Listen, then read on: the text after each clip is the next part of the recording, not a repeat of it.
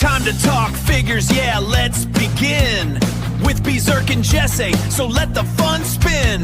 Archive figures and those recent pickups, chatting pre-orders, making Mondays way better for us all. The Collection Nexus, yeah! The Collection Nexus, woo! The Collection Nexus, it's here! The Collection Nexus!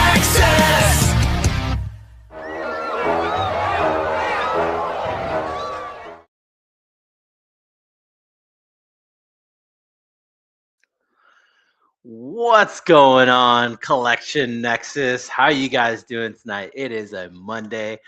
We are here to just make your Monday that much better. Mine was okay, but guess what? It's going to be amazing because we got an awesome guest tonight. We got an awesome co-host. Everything's just going to be epic tonight. So I'm glad you guys stopped by. Tell your friends, tell your mom, tell everybody we're on. We got Brian Burke from Von Burke Studios with Action Oath. Like, I cannot wait for this episode. But before we dive into that, I want to bring in my co-host, the one, the only, the punctual Berserk 69 is in the house. That's me. You.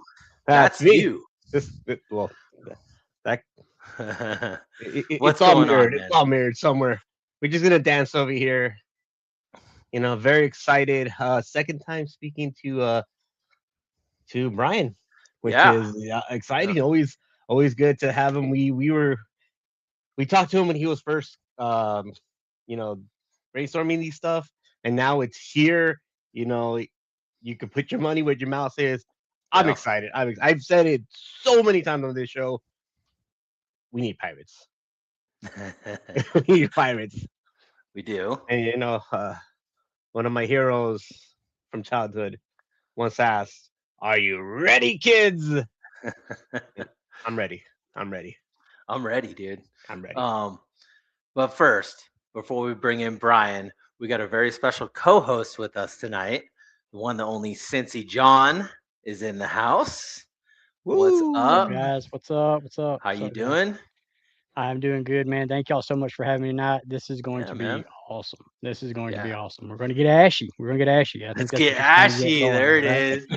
We're going to get ashy. I've been trying. I've been trying to get that to catch, but like nobody's going to get ashy. Catching on. But yeah, dude, Cincy John, thank you so much for joining us tonight. Talking to Brian Burke, showing off some figures. Let's pick his brain. Let's see how Brian works up in there. You know, let's do it. So I've got a ton of questions for Brian. Oh, good. I got a few myself. Ronald, I hope you got some locked and loaded, ready to rock. So let's bring him in. What do you guys say? You want to bring in Brian Von Burke from Von Burke Studios? You guys heard of this little Kickstarter thing he's doing right now? Like, let's talk about it. Let's go. Hey, what's up, guys? How's it going? Brian, let's get ashy. We gotta get ashy. Come on, because that's gonna be a stretch goal. We're gonna get some lotion. We're gonna get some lotion for that ashiness. So no, I'm excited. I'm excited to be here, you guys. Thanks for having me. Man. It's so great to be here, and John, be able to talk with you is gonna be amazing. I love your work. I'm a huge fan of everything you do on Instagram, and it's just you just make everything look so much cooler. Like, wow. All the more reasons why I want you to get these Ashen Oath blanks in your hand. Yeah. Like those artists, dude. Oh my, it gives me chills just thinking about what you guys are gonna do with these. So I'm stoked to be here. See, now you want me to paint something. If it's a photography, that's fine. But when you start asking me to paint stuff, you don't want me to ruin it. There's three things you don't let me hold because I want to screw it up, and that's a baby, your sandwich, and paintbrushes. I got a secret. Don't let me do that.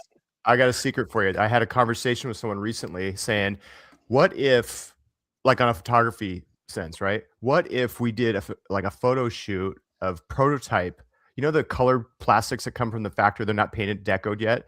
Yeah. So you get some that's raw like that, and you put it into a set and you do like killer photography of like a prototype that's unpainted. I thought that'd be so different than what you would normally see. But when you look at test shots, for me are my favorite products from Four Horsemen Studios. I love the way they look. I love how much detail it shows and how the light, when you put an overhead light on the gray plastic, it's like chef's kiss, right? That's what I'm talking about. I'm getting something like that in your hands where it just transforms the whole process of how it's going to look and the detail, and it's just different. You don't see that very often. You see, it's always like fully painted characters or whatever it's going to be, but give them something that's different. That's, I don't know. Yeah, best shots in Pixar is very rare. So yeah, definitely. Look at that. See, they're beautiful. They're just so nice. Glorious. The contrast in them is just so nice. Yeah. Well, another thing with John with his photography is he takes amazing black and white as well. I've seen some collabs you've done. Like, come on, dude. Come on. I'm trying. Black monochrome is not my thing, but it's such a beautiful art that I would love to get good at. And I'm trying, but I'm definitely not there yet. So nice. Very cool. Lots of talent. Lots of talent. I'm sorry, I was giggling because I've been reading some of these comments. Before we continue, I'd like to jump in and say what up to the chat if you guys don't mind. Yeah, I'm reading it too. Ash and oatmeal, let's go. Let's go. At first, we have Emir Kaspar. He says, "Back the oath." That's What's why up, we're my here, man? baby. What's my man? What's up? What's up? Jeremy Govier, back the Burke. That seems to be the trending hashtag is back the Burke. That's it's making its ways around the interwebs. We got the one and only Obi-Wan Chingones in the house. Ronald, that's your cue. I love that name. Orale muchacho, what's up? That's so good. Oh, that's me. That's me. Let's get Ashley in here. Wholesome Warlocks in the house. What's going on? There we go.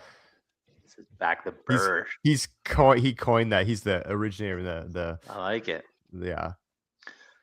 He's number one. I'll catch up. I'll catch up with Let's Get Ashy. Brick says, I think you meant back that Burke up. Oh, look out. Girl, you look good. When you back that Burke up. Girl, you look good. That's right. Oh boy. What's up? I don't know if you guys caught it, but Brian, you were on Brick Something's channel the other day. What's up, Brick? Great show. Very informative as usual. Yeah, it was a lot of fun watching that show for sure. Got Blurred Concepts in the house. What's up, peeps? Back the oath. There we go. How's it going? Oh, our buddy Nico is in the house. Hey, peeps, nice to see you. See the beard back. Yeah, it's coming back full force. Nice. Told you, Ronald. 4 days, right? Was it a month and a week, I believe. Stormfire's in the house. Where you at these days? He says, greeting and salutations. Get raised in obscurity and carve the path of vengeance. Whoa. Whoa, he's been reading some of your biographies, huh? For your characters. Sounds like it. Tristan Haley, what's up? He says, hi, how are you doing? Happy Monday. Brick's commenting on how beautiful Ronald looks tonight. Yeah, how to bring in the Riz. Night Gamers 2.0's in the house. He says, hi, what up? What up? Wiggy 73. Purple Toaster sings opera Invisible Llamas at midnight. That's very interesting. So this is what I was laughing about Brick Something saying, dang it, Jesse, I've been trying to tell you. Ashy means different things to different people. Keep the ashy away. Right. Ashy slashy. You're not wrong. You're not wrong. Let's see. We got Ray M8B8. What's up, man? Hi. How are you? How's it going? And then we couldn't be Collection Nexus without Clanable. Hey, Nexus and Guess. How you doing, Clanable? Maybe Head Cannoneer is thinking about your really dope Ash and Oath music that you have. I hear faint singing like a chorus. Yes. In preps to this show, I've been listening to those those songs, and dude, they're fun, I wanted to, man, I wanted to ask you, like, do you really got somebody playing cello, or is it like, what's going on here? This is beautiful singing. Yeah, Claire Wright, she does composing for it, so it's the music's digital. I mean, she's singing, but she's doing all the keyboards, and build it all Beautiful. herself. So yeah, it's fantastic. I She's hope perfect. to see a whole Yeah. album. I know you're telling Brick you would like to dive more into it. Yeah. Yeah, man, like keep it Yeah. coming. Yeah, It's, that sonic connection, I think it really builds the product. Like it's more immersive. yeah, You man. really feel it's cool. And Yeah. colored vinyls. Ash colored vinyls. Let's go. You know what we'll do? Ooh. We'll do what's that called? The etchings that they do around the base of the label. Whoever's pressing it will put like a little secret Mhm. message in there or put their signature. We'll have to do like some hidden things. Or if you play it Ooh. backwards, maybe we do a little back masking. Yeah, gotta Ooh. get the backward playing in there for some That's right. some we gotta lore have- and stuff. Put some lore in Yes. there. Yes. Yeah, I'm seeing like a black like skull shape with like green, speck like Mm. stretch. I don't know. I'm just seeing Clear it. green vinyl. Ooh, That could be good. that'd be cool. That'd be really or cool. swirl, black and green swirl. Mm. Like picture this are always nice, but not Yeah. not the best Ah. sound. But We got there you go. satanic goat on your worshipping in the house. He says, "Let's raise like numbers." The connection brought a kick-ass crew. Thanks, man. Appreciate it. Yeah, Nice. this is a nice. awesome and crew. subs, if you guys aren't subscribed yet, drop us one of those. Here we Help go. us reach goals and help get more campaigns showcased here. That's right. Yeah, let's go. I wanted to bring up this comment from Wholesome Warlock, moisturizing gang. Yeah, That's I that was a am not wild. tuning in to a moisturizing gang show. Yeah, no, that's questionable. Well, what up, everybody? Happy Monday. We got Brian Von Burke in the house. We want to talk about his Kickstarter. Yeah. Pick his brain, shoot all the questions his way. We'll read them. Let's just have a good night tonight. So, Brian, I wanted to dive in with you real quick. Okay. I've been following your work for quite some time. Yeah. Your box that you do with the Mil Wickman, your customizing work, your Look at that. just creativity has just blown me away over the years. Thanks, dude. Thanks for saying that. Yeah. And I went to Legion's Con in 2023, and that's where I met you. Yeah. And I came up to you and I said, dude, I've just been a fan of your work for so long. And you made my con, I want to say, because you handed me a little blind bag and said, here, man, thanks for supporting. And you gave me this skull right here. Oh, Little yeah. Von Burke Yes. skull with the sharp teeth. My camera is not focusing, but I feel like, I've been there. I've seen this journey. I've walked, not as much as you. Your shoes are worn thin, but I've walked the path. I've seen your evolution. You see and hints. it's just, Yeah. it's amazing, man. Cool. It's just, Thanks, dude. dude. Just you want to just dive in a little of that of just where this all started. Where did the dark realm and how did you gravitate to this right here? This Ashen Oath Kickstarter. It's the reaction you're having right now from having a piece handed to you, right? It's that moment where you give a piece of your art to someone and the appreciation is staggering when you see that happen. And so that's the biggest motivation.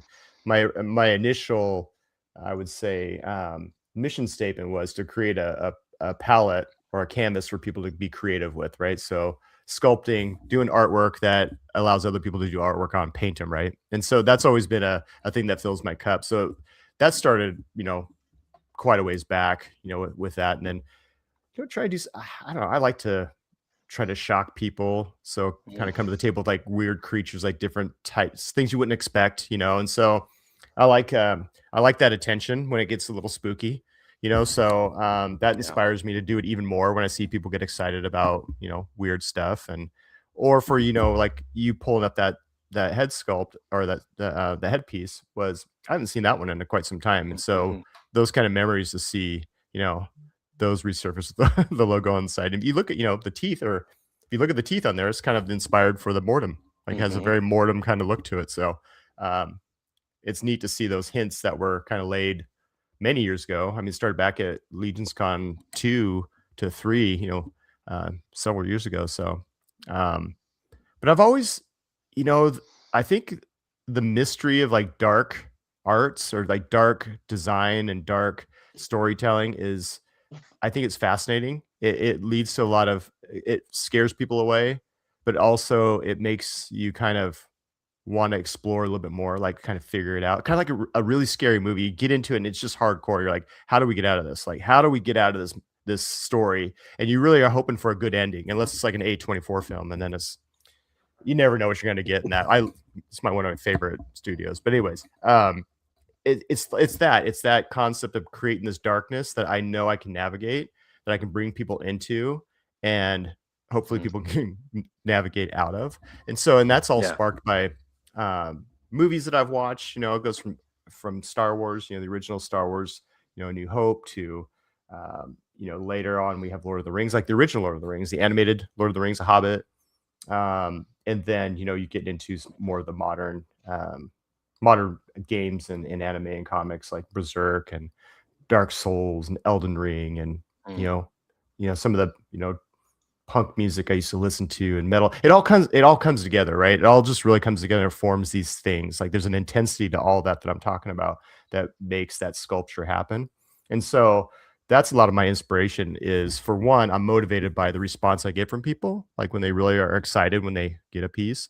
And then two, I just keep doing that, whatever that might be. So it's like this A/B test, right? Sometimes, sometimes there's a sculpt that gets out there that's not a banger, or it's like people are like, yeah.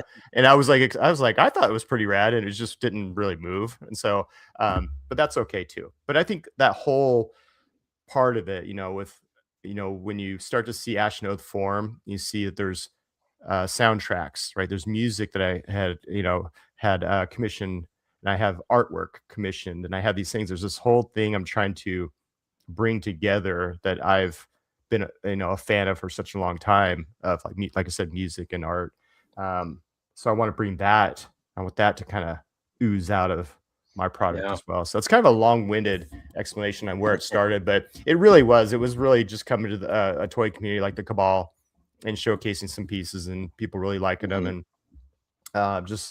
it was just nonstop. Emil and I had done Von Box for the past 5+ years, and so it's doing things like that where you're forced to sculpt something new every month on a seasonal basis, or it's challenging. It's really challenging to do, especially nowadays, with Ashen Oath, and having Von Box. And look at that. That's the most recent Von Box character. And look at those eyes. Damn. I love that. They don't miss. If you're not subscribed to the Von Box, you won't be disappointed. They don't miss. So, and so I was really stunned about this. This is just to show how good I am. I actually posted a photo of that head and the other one. I got the other one here somewhere. I got all my Von Burke stuff set up over here, like little dolls. So this other one right here, I actually took a photo of this, and I actually commented on Emil, because Emil Wickman, he's a fantastic customizer in the community. And I was like, man, these paint jobs are crazy. And Emil's like, I didn't paint those. That was all Brian. So I didn't even know Brian was doing all the painting. I thought Brian was doing the sculpting. Come to find out, Brian's a kick-ass painter also, that I did not realize that Brian was actually doing the paint jobs on these. I appreciate you saying that. Just amazing talent from Brian that I was not aware of. So thanks. Yeah. And so that Von Box was just another thing where we just kept pushing, and it was challenging us. And so it's all of that really comes together, and those eyes look so nice. Do you have a black light over there or something? Is that what you have going on? I don't.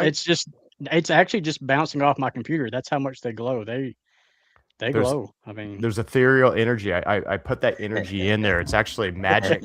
I won't tell you the secret. I won't tell you what I do, because then you guys won't buy my product. No, I'm just kidding. This one glows too. Yeah. Ooh, so this is another head. I mean, yeah, those eyes glow. Like when you turn the lights out in here. Oh yeah, they'll glow if they're charged.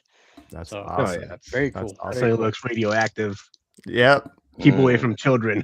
That's right. That should disclaimer in there. So funny you mentioned that. I'm actually a nuclear engineer, and my work office is right across the hallway. So there might actually be something to that. Okay. maybe it's not. But that's awesome. So that's it. That's kind of it in a nutshell. It's the inspiration I get and the motivation I get from it as well.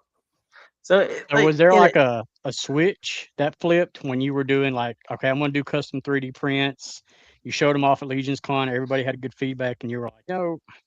Can you think of like a switch where it was like, we're going to make something more of this? These should be figures. Like, we're going to go further here. Yeah, and I think I started to do that at when I first showcased the Eventide, and that was Legion's Con 2020. 2020, I think, is that it was when they were showcased. And then I did pauldrons. So the Eventide were a custom set of 4 characters, and they all had custom pauldrons. And so that was like my first breakout from just doing heads and going into pauldrons. But at that point, it wasn't a decision I was going to make full characters, because at that time I had no idea about engineering. Like I couldn't sculpt proportions like that. There's no way at the time. But like right now, I get a lot of feedback saying it seems like all of a sudden, like you went from heads to full articulated characters. How'd you sculpt that, Yeah. right? And it's kind of one of those things where it's been years in the making. I've had so many different pieces on my work desk, like elbows that just failed, or torsos that didn't work, and ripped apart, commercial figures around me as well. And so, as a customizer and as a sculptor and a huge fan of action figures, of course, you always dream to have your own line one of these days, right? And so it's always been the dream, but it just takes quite some time to get to the point where you can get the engineering done yourself. And that's what I wanted to do for a first wave, at least, was I want to do the engineering. I really want to be that granular and that connected with the art. That way, when I showcase it, I can speak to it from, like I said, from a really granular level. Like if I hand you a signed action figure, it's actually my artwork. It's not the production manager. It's not, whoever. It's actually coming from and that's different. I feel, and I use this story all the time about, like, when you go to a show, you go to a concert, right? And then the lead singer like reaches out and shakes your hand or points at you. You're like, holy shit, like me? It's like all of a sudden you feel like transported into the world. You're like that close. But if the band manager came out to shake your hand, you'd be like, oh, that's cool. That's cool. But when the lead singer of the band comes out, it's a whole different story. And so that's the impact I want to have, is say, this is coming from me. This is from the artist, himself. So I had to sculpt it. I had to be the sculptor and the painter and everything else just to have that impact. And I'll continue to sculpt. Don't get me wrong. I'll continue to sculpt pieces, but I really wanted to hone in that technique of articulation and engineering, like tolerances and how things move, and how a hybrid butterfly. So if you look at the articulation later, you'll see it's a hybrid of imports to domestic articulation. And so it's a Frankenstein piece of art that's I had to utilize engineering that got me into the movements that I want for photographers like yourself, that can put them in positions that you want to have the drama in. You start getting limited if you have certain types. I hear people say, well, my figures don't need to do the splits, because they might.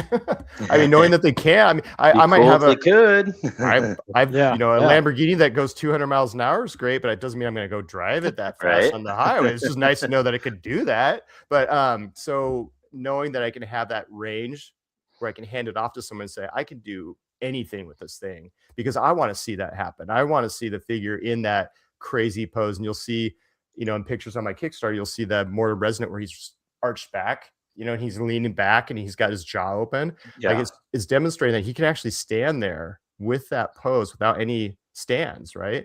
And it's based on a lot of things. For one is the range of motion, but it's the foot base. It's how big I made the sole, like the foot base a little bit wider so he can stand.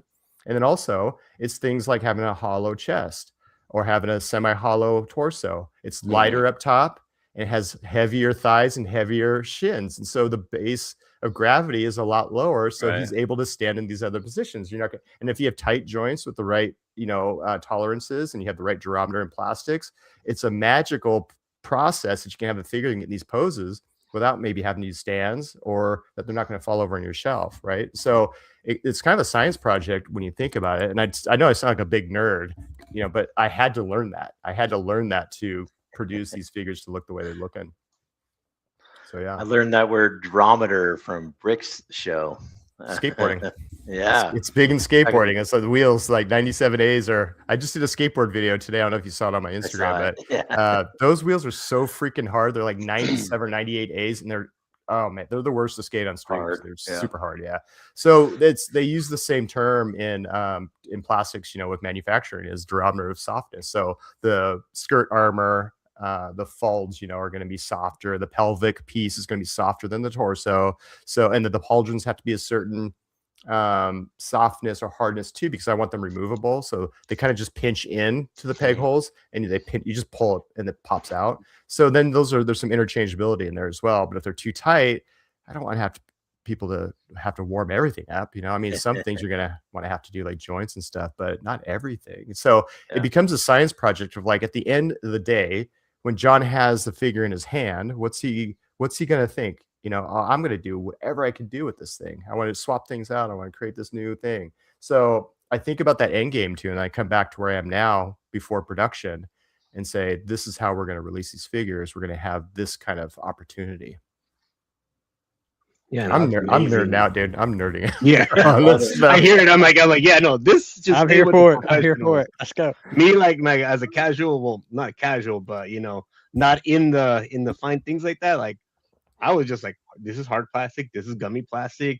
But apparently there's levels to it. There's you know, like exactly what number you're aiming for. I'm like, this was better than that one. And the beauty is too, you guys, from as a designer standpoint and a producer, is I know where the potential weaknesses are in the articulation. So when I start getting samples back from the factory, my eye will automatically go to places where I'll say, I know where they could go wrong. I know there's a spot in this ankle where it's going to be loose. We need to tighten this up, or we need to really maybe go a little heavy on the tolerance. So it's a little bit tighter, but not too tight.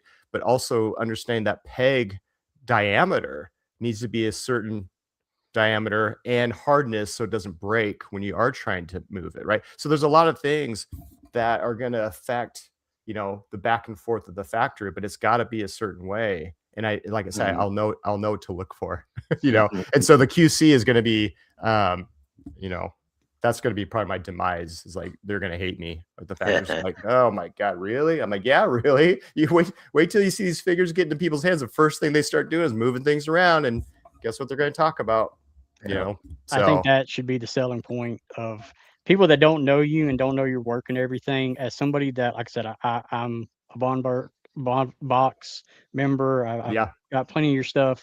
The amount of detail that you put in stuff, and the fact that you're going to be a part of all this, that you're going to have your hands on all this, is just super exciting. Thanks. Not only are these figures going to be awesome, but they're going to be so picked apart by you because of that eye for detail that you have.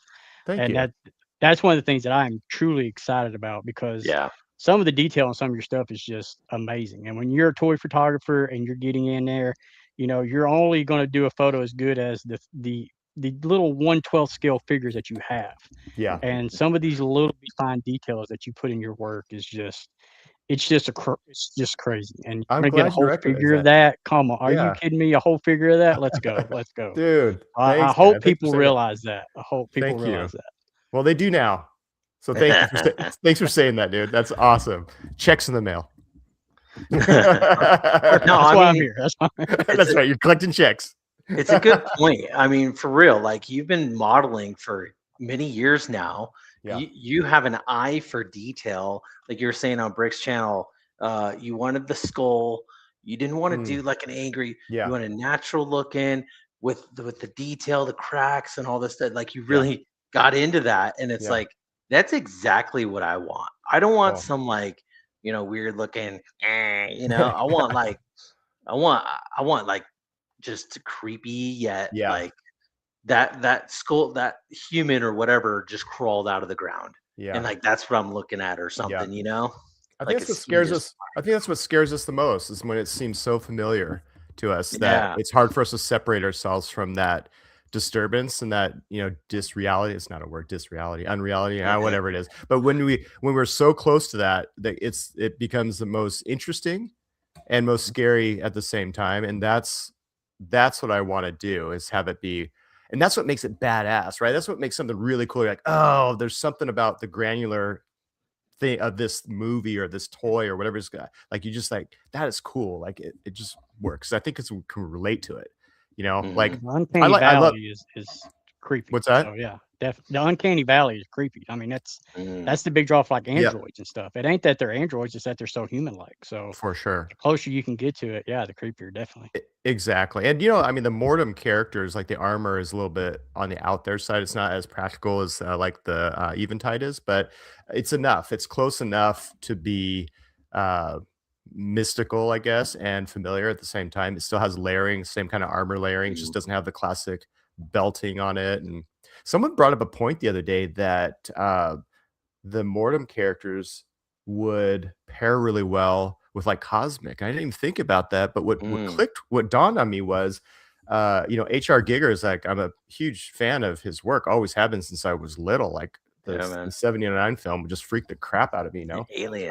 Alien is just incredible. And so I started looking at the character, and since the Mortem characters don't have traditional buckles and straps, like it could be a sci-fi character. Like if you put some sort of an energy weapon in their hands, it could be something like a Prometheus kind of character, or something that's along those lines, where it could be like a hybrid, or I don't know, someone could pop the heads off my characters and throw an alien head on it, and it could be like a new, like armored, like a hybrid warrior. So then I was like, that is kind of an interesting direction. I didn't think about that. That's something I want to do. I want to actually get some weapons in their hands, like full-on projectile weapons or energy weapons, see what they look like. That'd be kind of a cool concept, a little juxtaposition to where they actually exist. And so you're going to see the impractical design and direction I'll have with a lot of future stuff too. Yeah, and even with all that, like you're aiming to have it perfect right out the box. Right? Yeah, that's the problem. That could be a curse. That's why it's going crazy. Yeah, that could be a curse when you have feature creep too. Like there's probably some things I didn't need to do, but it's like just kind of creeps in. It's like, oh, I could probably do this little thing. Oh, I could do this little thing, but luckily I'm doing it myself, and I'm not paying a artist to have to make all these minor adjustments. So I'm fortunate. That's awesome. That. Yeah. Yeah, well, you're speaking my language, the horror and the sci-fi. Like, let's mix those together, and we can create our own type of alien movie with your figures, man. Like, and I think there's gonna be a lot of opportunity there. Like I said, that was kind of a new, recent realization about the Mortem characters, is that these can make crazy customs for sci-fi characters. It's like, holy shit. Yeah. That's a great idea. So then I'm thinking, okay, how are we gonna do Mortem as a Cosmic? Like I don't know if you guys remember, I had a custom head called the Mortem Leaper, and he was his head was sculpted almost like the jockey from Alien that's in the big cannon. And I did one that had the ventilator or the tubes and stuff. I kind of forgot about that guy, but it's the Mortem Leaper. So that was kind of a hybrid version. I might need to pull him off the website. Did you guys notice? Did you guys notice that when I pulled the Mortem and the Eventide off the website, that it was like about a year ago, because I knew I was going to do Ashen Oath, and so I wanted to get rid of all the custom characters of like all the Eventides and all the. So I pulled them all off. Some people picked up on it. Oh, that was that exclusive skeleton helmet.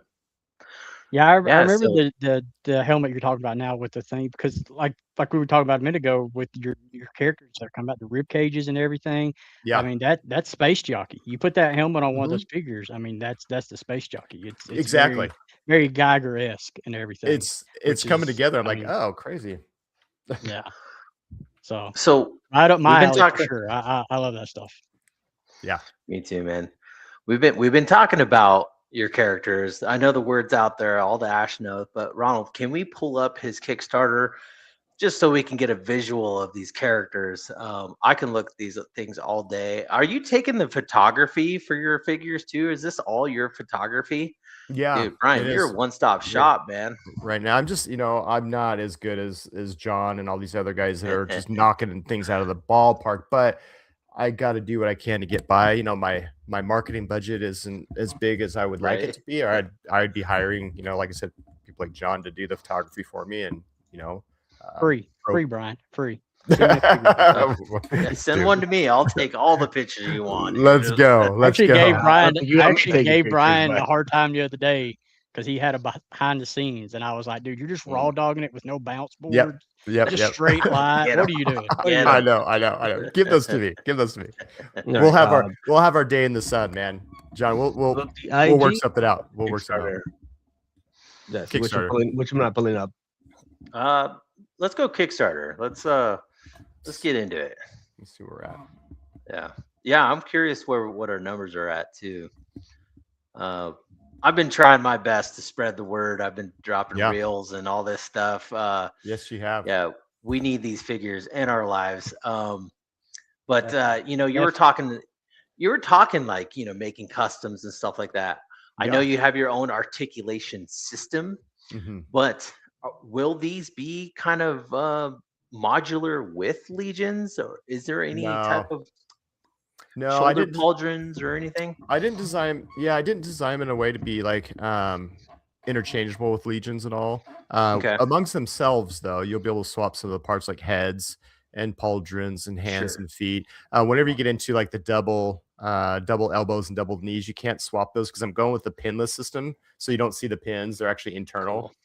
So you can't change that. You have full arms. But what I will say is the arms are ball socketed into the chest joint, so that could be popped out, and you could swap arms that way as long as you know. I mean, they should fit fine, but there's a faux butterfly in there, so it's a ball and socket, so it can rock back and forth, up and down, and then you got the rotation and T pose and A pose and all that stuff. So, but those should be able to pop right out, and customizers are so great these days. I mean, look at Emil, like what he does.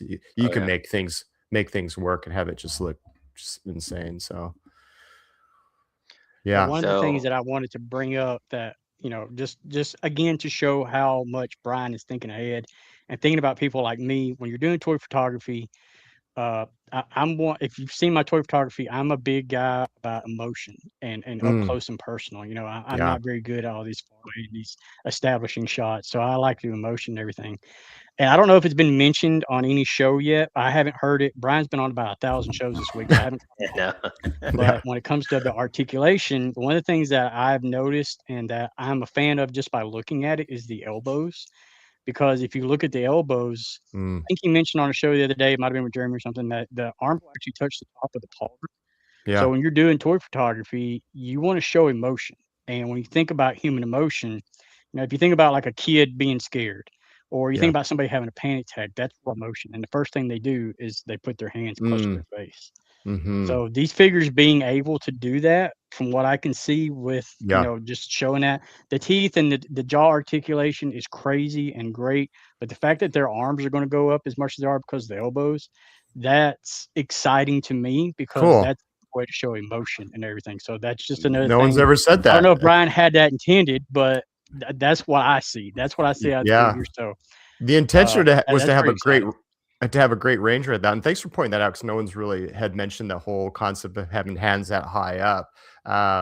When designing the elbows and the locking point. So the locking point is basically the forearm armor extends up the back, and so that will lock it so it doesn't go hyperextended. But you know, the main reason was to get into like overhead sword positions or double-handed sword positions and axes and stuff like that, especially with the when you get the butterflies and, you know, you got the bicep, you know, swivel and everything like that. But having the hands come up that high it's nice. It is nice because you can kind of create some really cool dramatic poses, like you were saying. But I didn't think about it that way as far as like the hands up towards the face, but or even just like, you know, defeated in battle, like dead, like, you know, like, you know, I've seen so many good photography of just like, you know, dead soldiers and like weird poses, you know, it's just to get that range, you know, get the butterfly back on the ground, head on the side, neck down, you know, a lot of figures can't do that. Right. And that's the cool thing. You just nailed it as far as having the accessibility to get into these poses that you want to get into. And this really, I mean, anyone that does, you know, any kind of photography or likes to pose figures, when you just look at this breakdown, you can see, I mean, when you got the ball joints from the pelvis up to the torso, and then a double barbell that goes into the chest, so that upside down kind of cross thing goes up into the chest, and that's where the butterflies.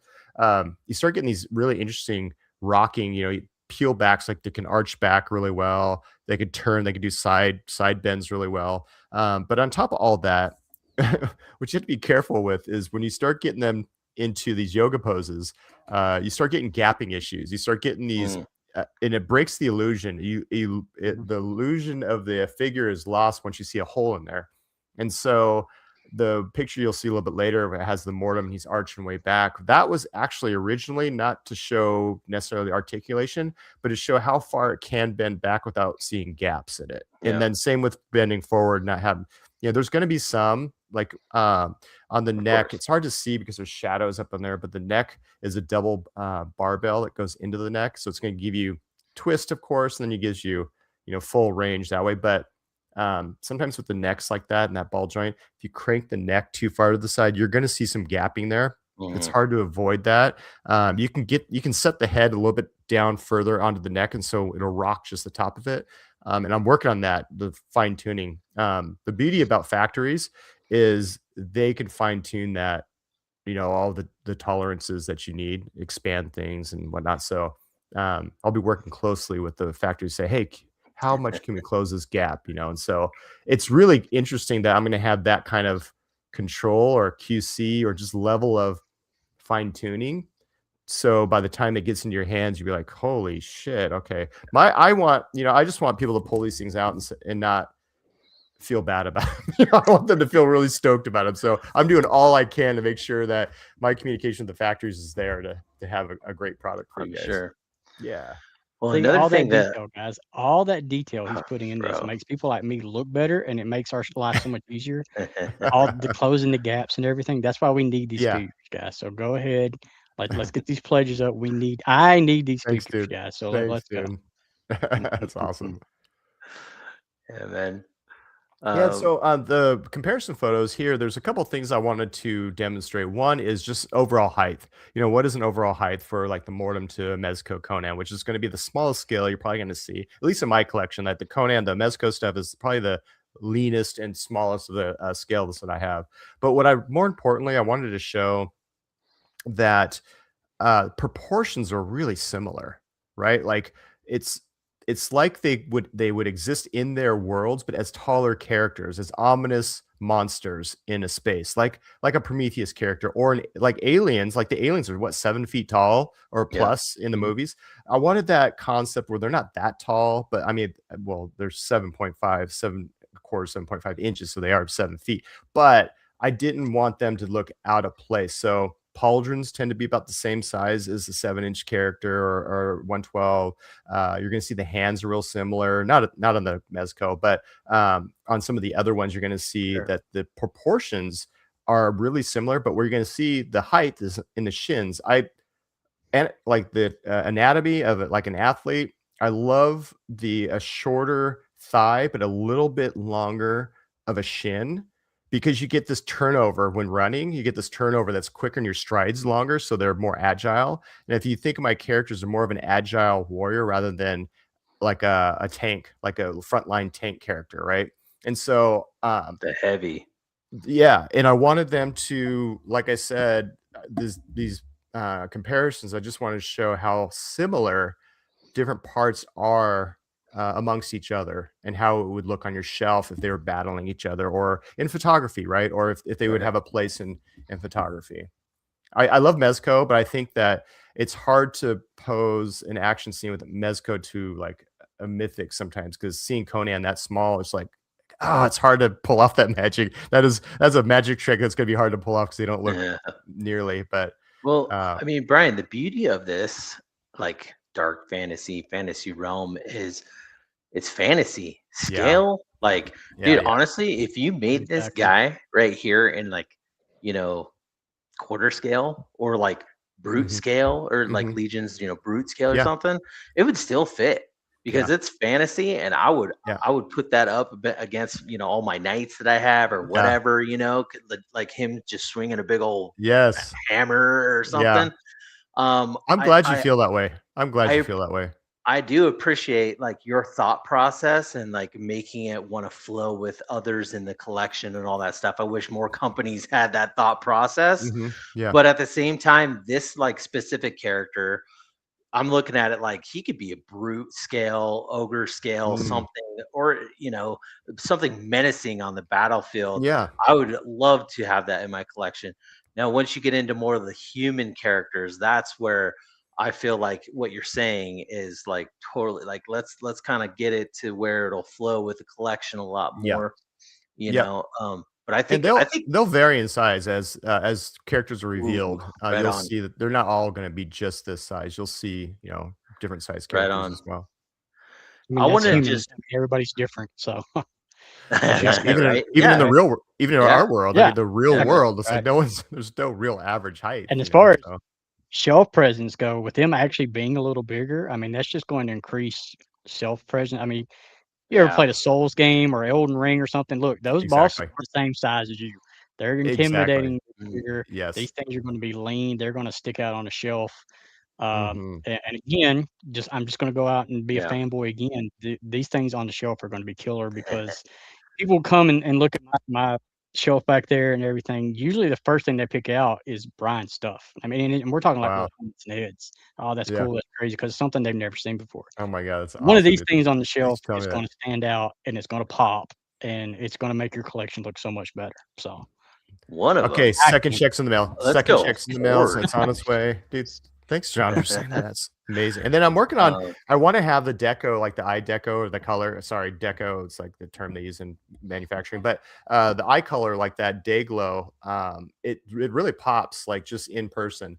But when you run a black light on it, it really glows. But what I really want to do, and we'll see if the pricing's right. So I want to make that glow in the dark. Yeah, see, look at just the light off his monitors. Yeah. Yeah. I want to see if I can get these to that they can do a glow in the dark paint for me. That way, when you shut off the lights at the end of the night and you walk out and you turn back, you can see all your boredom eyeballs shining, kind of like you're camping. You see the raccoon eyes, or you see the wolf. Like in movies, you see the wolf eyes. I love that effect, and so I want to have that. I want to have that look when you leave your studio or when you leave your room, to have the eyes watching you when you look back. It'd be so cool. Yeah, I hope you can make that work. I think that would just add a little extra, Yeah. a little extra to the thing. What do you I wanted to go back a little bit. I wanted to just highlight one of Stonefire Blizzard's comments. He said, loving the look of the Kickstarter, especially the cursed armor of Coranthus. Is Corthanis. there Corthanis, sorry. Is there a cursed female armor? Could be worn by a skeleton. I don't care.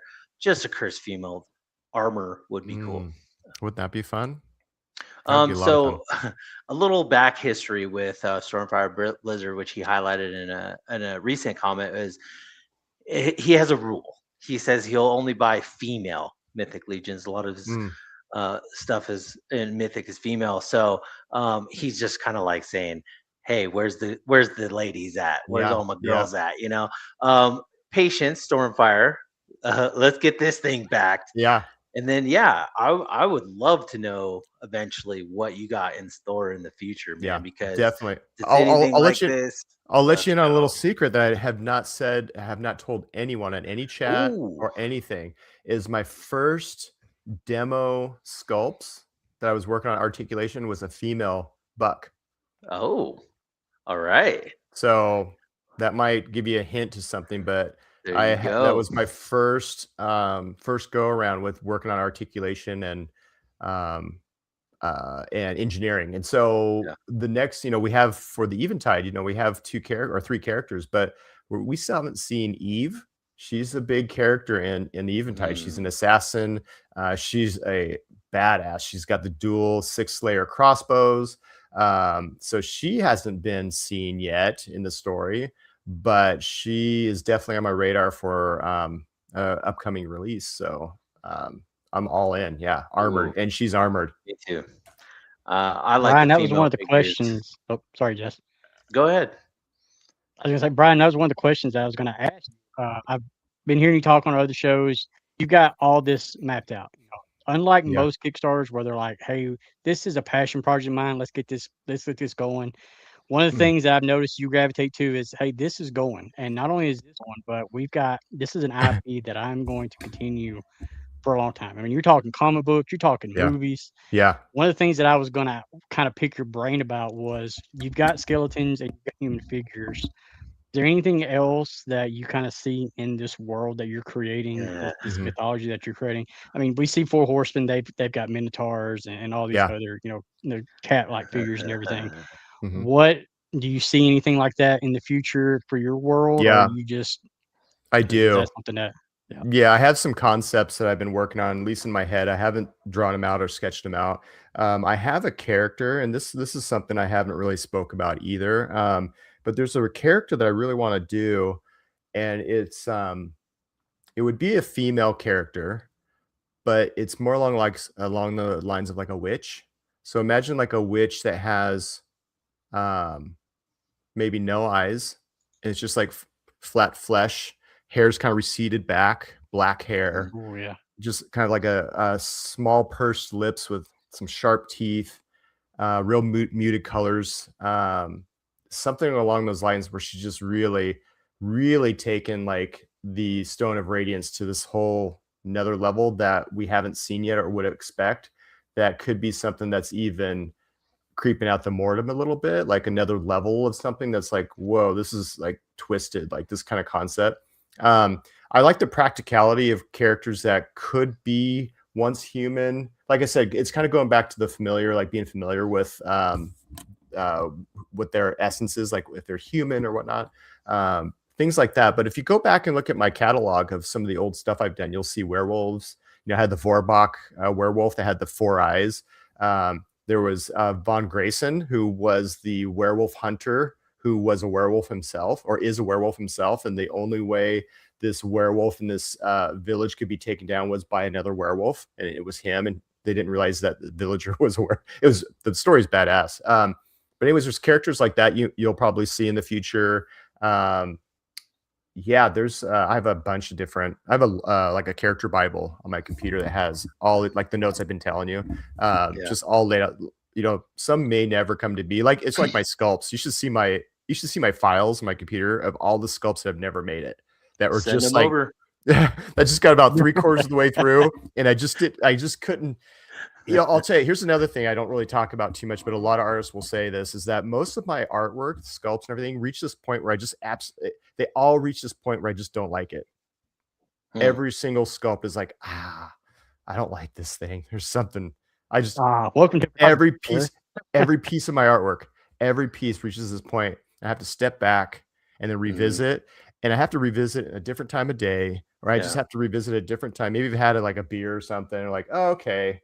Now I see where I was going with it, and then all of a sudden I'll get over that hump, and then it'll become something, right? And I have so many of those where I didn't give it the second chance to look at it through a different set of eyes to create.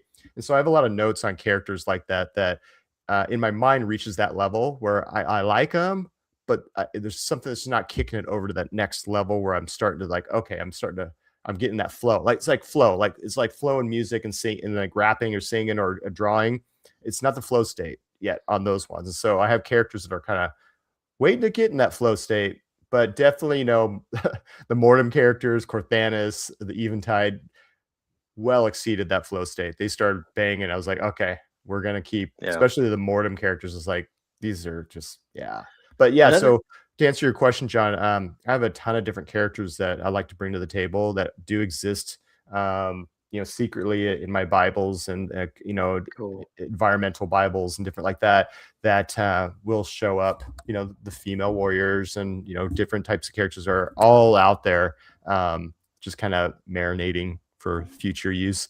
They're in the bullpen. I mean, you guys heard it here. He said it. If we get this thing funded, he's got a witch coming up. She's going to have real flowing hair. It's going to be creepy. It's gonna be all this good stuff. Could be. Just saw Ronald put the $393 all-in set. That's only going to help get $50 a savings. So let's go. There it is. There we go. That's one step closer to a creepy ass witch that we all need. Yep. Well, John, you kind of stole my question, man. That was one of my questions tonight was, which you answered, Brian, but I'm a big creature guy. Yeah. So give me some werewolves and, just, chupacabra looking stuff, like just creatures, vampires. I know that there's other Kickstarters coming up that are going to gonna handle that, but I want to see what you got. And another Yeah. beauty that you have too is you have a library of stuff. Yeah. Like you said earlier, you do Frankenstein. You know, you can take an idea from this one you did, that Mhm. one worked, and meld it. You are the artist here. You are the creator of this. The possibilities are endless. That's Yeah, where I get excited. for Is like, sure. you know, but And I mean, they come from a really deep place too. You know, I don't just say, oh, I want a werewolf or oh, I want a vampire.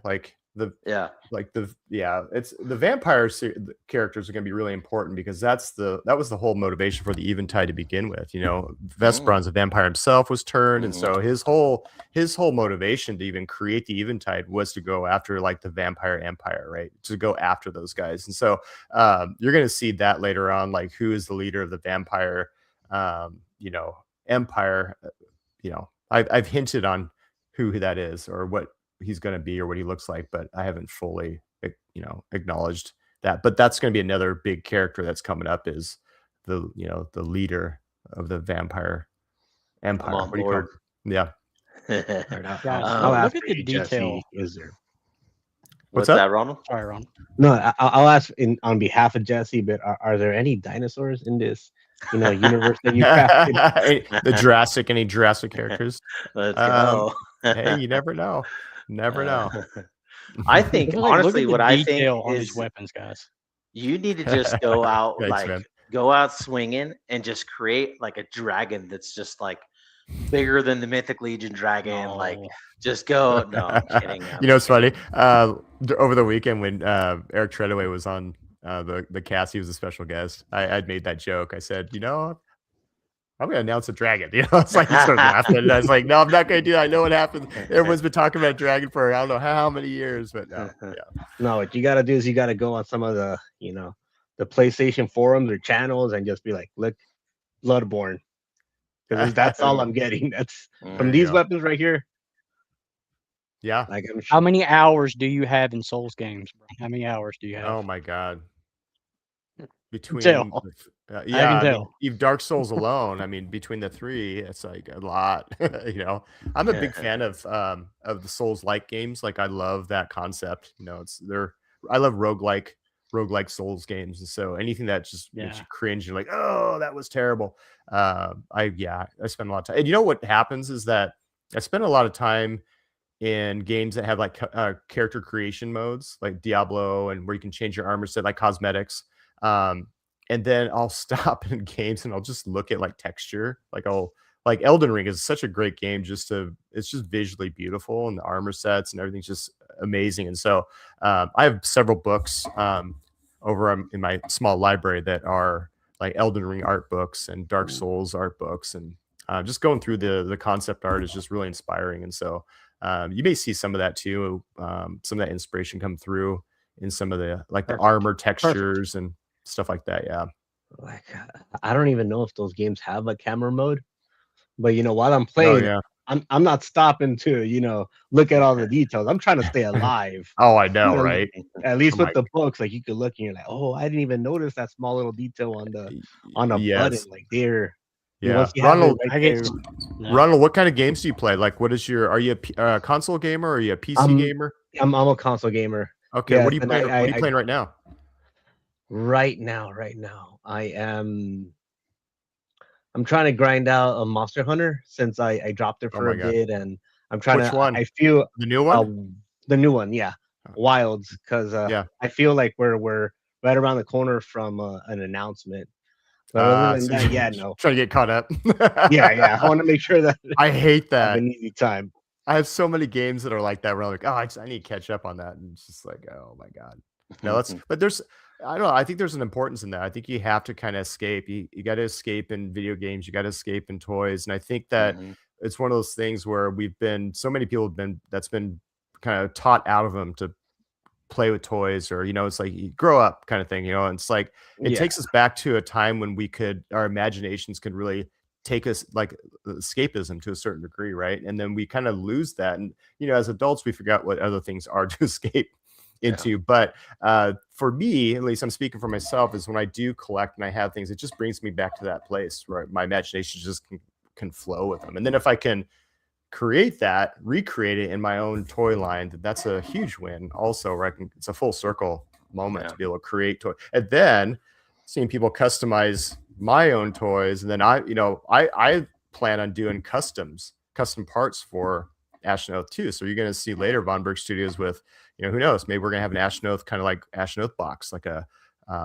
some sort of special box or something that's along those lines. I don't know, but I want to continue to expand on. So I don't know if you guys are familiar, but on my website under the lore section, there's these things called whispers.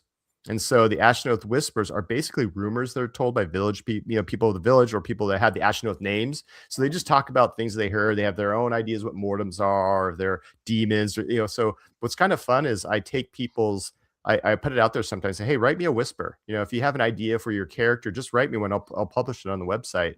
And that way it's like we have this content that's kind of like this fun concept of like, what if characters, or what if this happened? Then you never know. I might, in my lore in the future, I might reference that story. Like, did you hear about this campfire story about, blah, blah, blah. There might be a conversation about it. So we have this Easter eggs of things that you guys have written. And then on top of that, creating customs that are based on the whispers, but maybe not canon lore, but they're things that are based on the things you guys have spoke about in whispers. I'll take those and make like tribute characters of those whispers, the rumor set, so to speak. And I thought that would be so much fun to do and kind of immerse people even further into the lore of Ashen. Yeah, no, and this man's got too much time on his hands. Just too much time on his hands. I do this, guys. I do this full time. I'm in my studio. Between my studio and my lab, I'm out 16 hours a day. So if you're not keeping track, he's making his own figures. Yeah. They're going to he's going to have custom parts for his own figures. He has his own world that he's built, his own lore. He's writing music for a toy line. Who writes music for a toy line? What kind of madman has music for a toy line?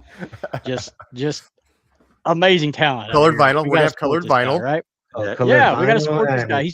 He's doing mad tricks on skateboards for Instagram and everything. Just Ronald. madness, so. Ronald, do you want to know something funny? So I toyed with this idea that I wanted like the Fall of Araveth lullaby song that I have. Do you guys remember?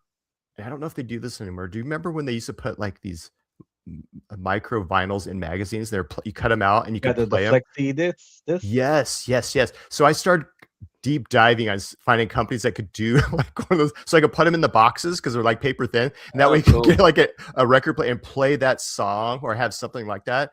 Then I was looking at cassette tapes and different things like that, but I actually looked at seeing if I can get those little, Ronald, what are they called again? Flexi disc. Yeah, I looked at see they're really expensive, but that's something I would like to do one of these days, to have something like that where you could have the flexi disc out of a box and have some sort of music. Cool. Wouldn't that be wild? Awesome. I think about that. I mentioned on Hedgehog Stream the other day that his boxes that he's shipping these things in should have a little button with a battery that plays the music. I mean, why? If I'm putting that box on the shelf, I want to play music, so I want that to happen also. Totally, that would be sweet. So, John, what you're saying in a nutshell is this guy's all in on this creation. He wants to give us the best that he can give. I mean, the best experience possible for sure. Yeah, no, and this is the ground level. Like, just hearing how many ideas you're coming out with and doing it. Like, what I'm hearing is, after the vinyl, like, you're gonna get a demo for the Soulsborne game, characters, and then afterwards you're gonna have an A24 movie of Ashinos. Yeah, that's right. I'm gonna get a license for the Soulsborne. We'll do it. We'll do license figure stuff. But yeah, no, I always think. But at the end of the day, I have to reel myself back and say, okay, what can I do on a timeline? I have to be scheduled. I have to schedule and not have too many things creep in. But it's fun to talk about, and it's it's what's really interesting is that you can get creative and figure out ways to make these things happen. Like it's weird because whenever I put things out in the world, like in the air, someone always comes up and says, "Hey, I know someone that does that." Like I have, I'm on the West Coast and I have a bunch of friends down in like West Hollywood that do music videos and films. So when it comes time to really want to do something, I have some contacts to do things. But it's one of those things where I don't hold back. Like I just want to throw it out in the world and say, I wish this to happen. I wish this to happen. And then all of a sudden just saying that brings people together somehow. It's really strange. I did this thing here. I got to tell you this story real quick. It's really quick. I did this thing. This is a visualization thing. I would come to work every day and there was this one parking spot I always wanted, but it was always full. So I said, one day when I'm getting ready and have my coffee in the morning, I'm just going to visualize that car you know, or that spot being open, or, you know, I'm just going to go into that. I'm just going to wish it to the world and see what happens. And you guys will not believe what happened. So for the years I worked at this place, that spot was never open. That morning, I roll in, right? I go into that lane, and there's a car in that spot. It's like, shit. So I started rolling. The backup lights came on. Car pulled out right in front of me and then left, and I got that spot. After years of thinking or seeing it there, one morning I like wished it to the world, and it happened, dude. I know it's super confirmation bias. It was super coincidental, but it was one of those things where, you know, that happened. I was like, I couldn't believe it. So, you know, I just like throwing things out there, like wishing things to happen. And I think that's the thing too with the action figure line with Ashen Oath is I told myself, you know, one of these days I want to have these figures, and then here we are years later, it's starting to happen. So yeah, man, it's pretty wild. Put it out in the ether. Yeah, and see what happens. There you go. That's what you're doing, man. Yeah, getting ashy with it. Getting ashy. Yeah, no, I get that punk rock ethos from you and the DIY stuff. Like, yes. The thing about these things is that anybody that's ever made an action figure will tell you, like, these things take 9 months to a year and a half to reach a person's hand. So yeah, for sure. Easy.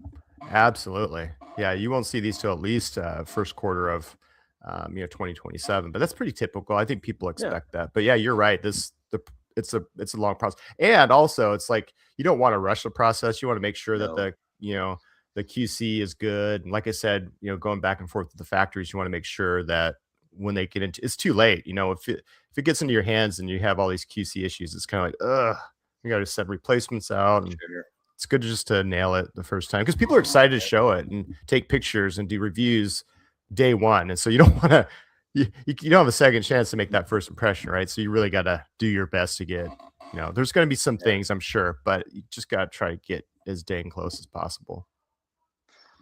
Ryan, the detail on this armor that Ronald's going through is just the pauldrons, as smooth and as slim as they are. They're very, like you said, you're a fan of Berserk. You know, the guts, the Berserker armor and everything right there. They're very smooth, very detailed. The back has bone actuations in it. All the rivets pop and everything. Thanks. The belt on that character right there that he's showing right there, that's got that skull, that lower eye skull thing right there. That's so crazy sick. Detail. Yeah. I believe you said the other day that helmet actually comes off and will go on another character, right? So I mean, it can go on all the skeleton characters right now. So just madness, just madness. Thanks, man. We gotta have it. I gotta have these figures, guys. Come on. Yeah, I love the black and the gold. The gold just really pops, and then the green eyes just. The palette works really well. Yeah, it's a fun one. I want to say this guy right is my favorite with the gold and black, but the owl. I'm sorry, I'm terrible with names, but the owl character you made. Oh yeah, Talon Watch. The Talon Watch. Yeah, that one is like right up there with it. Like those guys look so freaking cool, man. I hope Eventide gets unlocked and we get the Talon Watch because that was such a fun one to design. And you know, my pictures don't do them justice. Now John does. Like John makes figures look even better in pictures than they actually are, but these look actually a lot better in person than they do with my measly, you know, amateur photos. But if you like the way they look now, wait till you see what John does with them, or just wait till you see them in your hands. They're going to feel substantial. They're going to feel solid. You guys are going to really enjoy just playing with them, looking at the texture and, you know, stuff like that. I can't wait. Stormfire's got a good idea here. He says, we need this thing funded. Damn it. Everybody go and get at least one figure. That's it. One figure. Just one. He's got 3 packs. We need 1 3-pack. He said it wrong. He misstopped. It's 1 3-pack. If everybody in the world just buys one figure, we can get this thing funded. Yeah, no problem. I love it. We got to get to that Cantor figure because that's the figure I want. I want the Cantor. Oh yeah. You guys are talking about all these other figures. That Cantor figure is awesome with all the green highlights on it and everything. Yep. The mid stretch. That's I want to see just how many more skeletons he could add to you know, armor. Here he is right here. His head broke. I was doing some pictures and I should have like did a blue tack on it so it stayed on, but I kept on rocking him. His head kept on falling. So finally the jaw just shattered and I couldn't do much with it. But yeah, this one. So all those all those rivets are like not that one, but the eyes, Yeah. like they're Yeah. the glow green. So imagine that glow- thing sitting on your shelf with all those rivets popping and everything. Yeah. Yeah, that one's fun. Like Q and Nate Dogg, yo dog, I heard you like not Nate Dogg Exhibit. You're like, yo dog, I heard you guys like skeletons, so You Heard can you never like have too many bonus. skeletons, Ronald. Mm-mm. Right? exactly. Gotta Right, have Ronald? Said no Hear one that? ever. Said I'm no like, one hey, this is making me a skeleton person because I'll be the first one to see get a mystery box from Mystic Legions. Be like, I got a skeleton. You want to trade? I'm like, yes, I do, because I Take it. love my skeleton horror, dude. you give me a skeleton and you put bone wings on the back of it. Now we're Yeah. talking. Now we're Oh, cooking, there you baby. go. That's what I'm There talking you go. about. Yes, there he is. There's the Yeah, Talon this- watch. The Talon watch, man. This guy looks phenomenal. I Thanks. gotta get this guy. It's hard to tell in this picture. Like I said, with my harsh lighting, it tends to you lose some of the contrast. But this armor is more black with light dry brushing on some of the highlights. So it has light distress, but it's more like black armor. Whereas the Eventide are more that steel, like the iron kind of look. But this guy is almost jet black, and he's got red rivets and red details, and he's sleek. I mean, he reminds me, I one of my favorite GI Joes was Snake Eyes, back in the day. Just simple, the concept was funny how it came to be for that color palette, but I just really like that whole stealthy, like, nighttime assassin kind of vibe, and the red and black just really popped on this character too. And what's different about him too? About the mask. Yeah, he's got a mask under his helmet. Yeah, so he has like a chain veil underneath. So one of these days, I'd like to kind of dive into who these characters are really, or who are the hero type characters of the Talon Watch, because Talon Watch are like the army builders for Eventide. But I've always loved like Boba Fett, right? When I first saw Empire Strikes Back and I first saw Boba Fett, because I didn't really see him when he was in the animated series, like when he made his first reveal. I only saw him when he was in Empire. But when I saw him, I was like, oh, this is such a cool concept. So little of it. And I think that's why he became so popular, because there was no real story behind him. And so the mystery is really fascinating to me. So I wanted a character that had something that had like the similar properties, which is like the Talon Watch here. I don't want to die. I don't want to get too much into some of the future lore, but expect to see more interesting lore about the Talon Watch than what you're really seeing right now. That there's a reason why they're veiled the way they are, kind of the little secret society of assassins. Bounty hunter. They're gonna have jetpacks and flamethrowers. Look out, there's a little Grogu. What kind of creatures Finally you gonna think? You get have that little Boba Fett fire and backpack. I'm kidding. Or you know what? How about someone repainting this one into like a Boba Fett tribute, right? I mean, I can totally see someone doing. Yeah, definitely. That would be pretty Emil's cool. just salivating right now as we talk. Yeah, totally. Have it done. Yeah, you already said it's black and red. My only question is, are you gonna have a big ass sword to pair with them? Big ass sword. Big ass sword. Yes. What's like a Buster sword? Like a Buster sword, like Final Fantasy Berserk sword. Berserk sword. Yeah, I love that. It's got to be pretty cool, like thinking that you've been a customizer for a long time. Yeah. Knowing that like your figures are going to be customized. Oh my god. Like the creations people are going to make is got to be mind blowing for you, man. That's what I look forward to the most. I think is for people to start doing that thing, and it's a tough one between that and seeing the photography that's going to come out of it. I think because whenever I see just like a custom head done and someone just really develops a character around it and does amazing I die. I'm like, oh my god, this is such an honor to see it in this kind of light, so to see the characters in that, customized and photographed, or just photographed, I mean, it's going to be staggering. It's going to be emotional big time to see that happen. I'm excited. Very excited for that. Yeah. So jetpacks, green flames coming out the back. Sean McLaughlin, I got to highlight his comment. The Talon Watch would look sick with some custom wings. Oh my gosh. Right. Because owl wings. Wing and helmet. Wings on everything. Wings on everything. For sure, totally. Wings and Skeleton everything. or skulls on those wings and those jetpacks too. Yeah, there you go. The Done. skulls. Skulls Done. on everything and wings on everything. Mhm. For sure. You Yeah. guys, I'll be right back. For sure. Ryan, one Yeah, thing but I I- just want to mention ahead. was Yeah. so I just went to Toylanta a few last month and everything, and ton of Kickstarters going on. Everybody's talking about what they've got dropping, and they talk Yeah. to you. I know it's a convention setting, so they only have a certain amount of time to grab your attention and talk about things. Yeah. But hearing you talk all week about this passion project and how you're going and everything, you are selling the hell out of this thing, man. And you can tell you have so much passion about this, Yeah. which is one of the reasons why I've been drawn to it. Like I said, I don't know you. I've never met you. We talked a couple Yeah. times on Instagram. For sure. But I'm a huge fan of what you're doing here and what you got going on because of the passion you're showing on this. Like I just joked about you not having any time because you're very hands on. You want to do things. Yeah. And I get that. I understand that. I'm very hands on about my work to a fault. If you ask my wife, she Yeah, drives me same. crazy. So Well, the thanks for saying that, passion dude. you're putting into this and everything, this thing's gonna fund. I know it is. I got a good feeling about this. Yeah. And that's definitely your hard work paying off here. So I don't want you to lose sight on this. I know you're probably Thanks driving for yourself saying that, John. crazy, I am. clicking that thing, refreshing that thing Yes, I am. constantly. I don't think Yeah. you've been out of that chair since like Wednesday or something. So, Feels like but it. yeah, your passion, man. If anything else, you have got one fan in me for sure.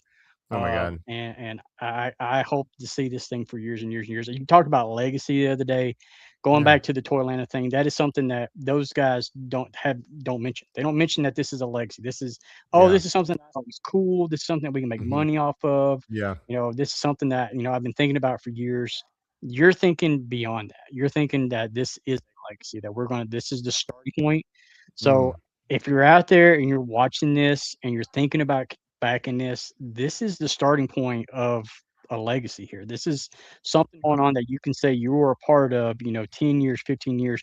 When that A24 movie does hit and you're sitting in the theater watching it, you can say, Yeah. hey, I was here on the ground floor for this thing. That's So right. John, thanks for saying that, hopefully, man. Oh my man, God. hopefully It's everybody amazing. picks up on your passion.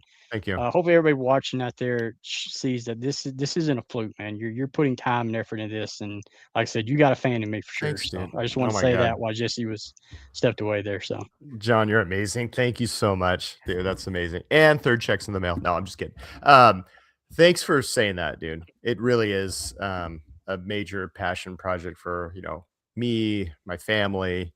It's a validation point as an artist too. There's you're never fully fulfilled as an artist because your work is never done. It's just when it's ready to be released, or you have the responsibility to release your art basically. So it's never truly, the work is never truly done. But to hear the appreciation that you have and that others may have as well, that's what's my oxygen, right? I mean, I'm an affirmation guy. Like my love language is affirmation. It's like those kind of things. So hearing that and knowing that people are appreciating, the work that's being put out there, whether it's the head sculpts or Von Box or whatever it is, that really means a lot to me. I appreciate it. Thank you. It's been wild. It's been a wild ride putting this all together, bringing them to Legion's Con, and I've learned a lot since then. And but you're right. I have my fingerprint and thumb on every facet of the line that I feel extremely confident that here's the deal. I think at the end of the day, it's like I have the bar set so high that no matter where I place below or over that bar, I know I can sleep at night knowing that where I left off, where I ended, was so much higher than where a standard level would be, that even if I didn't reach a certain level of finishing something like releasing an art piece, wherever it's going to be, I know my effort was, I can guarantee that the effort was there because I just know how critical I get with things or how much time I put into them, that I just know that at the end of the day that the work was done. Sometimes I spend a little too much time on things and it takes a while to get released, but that's okay.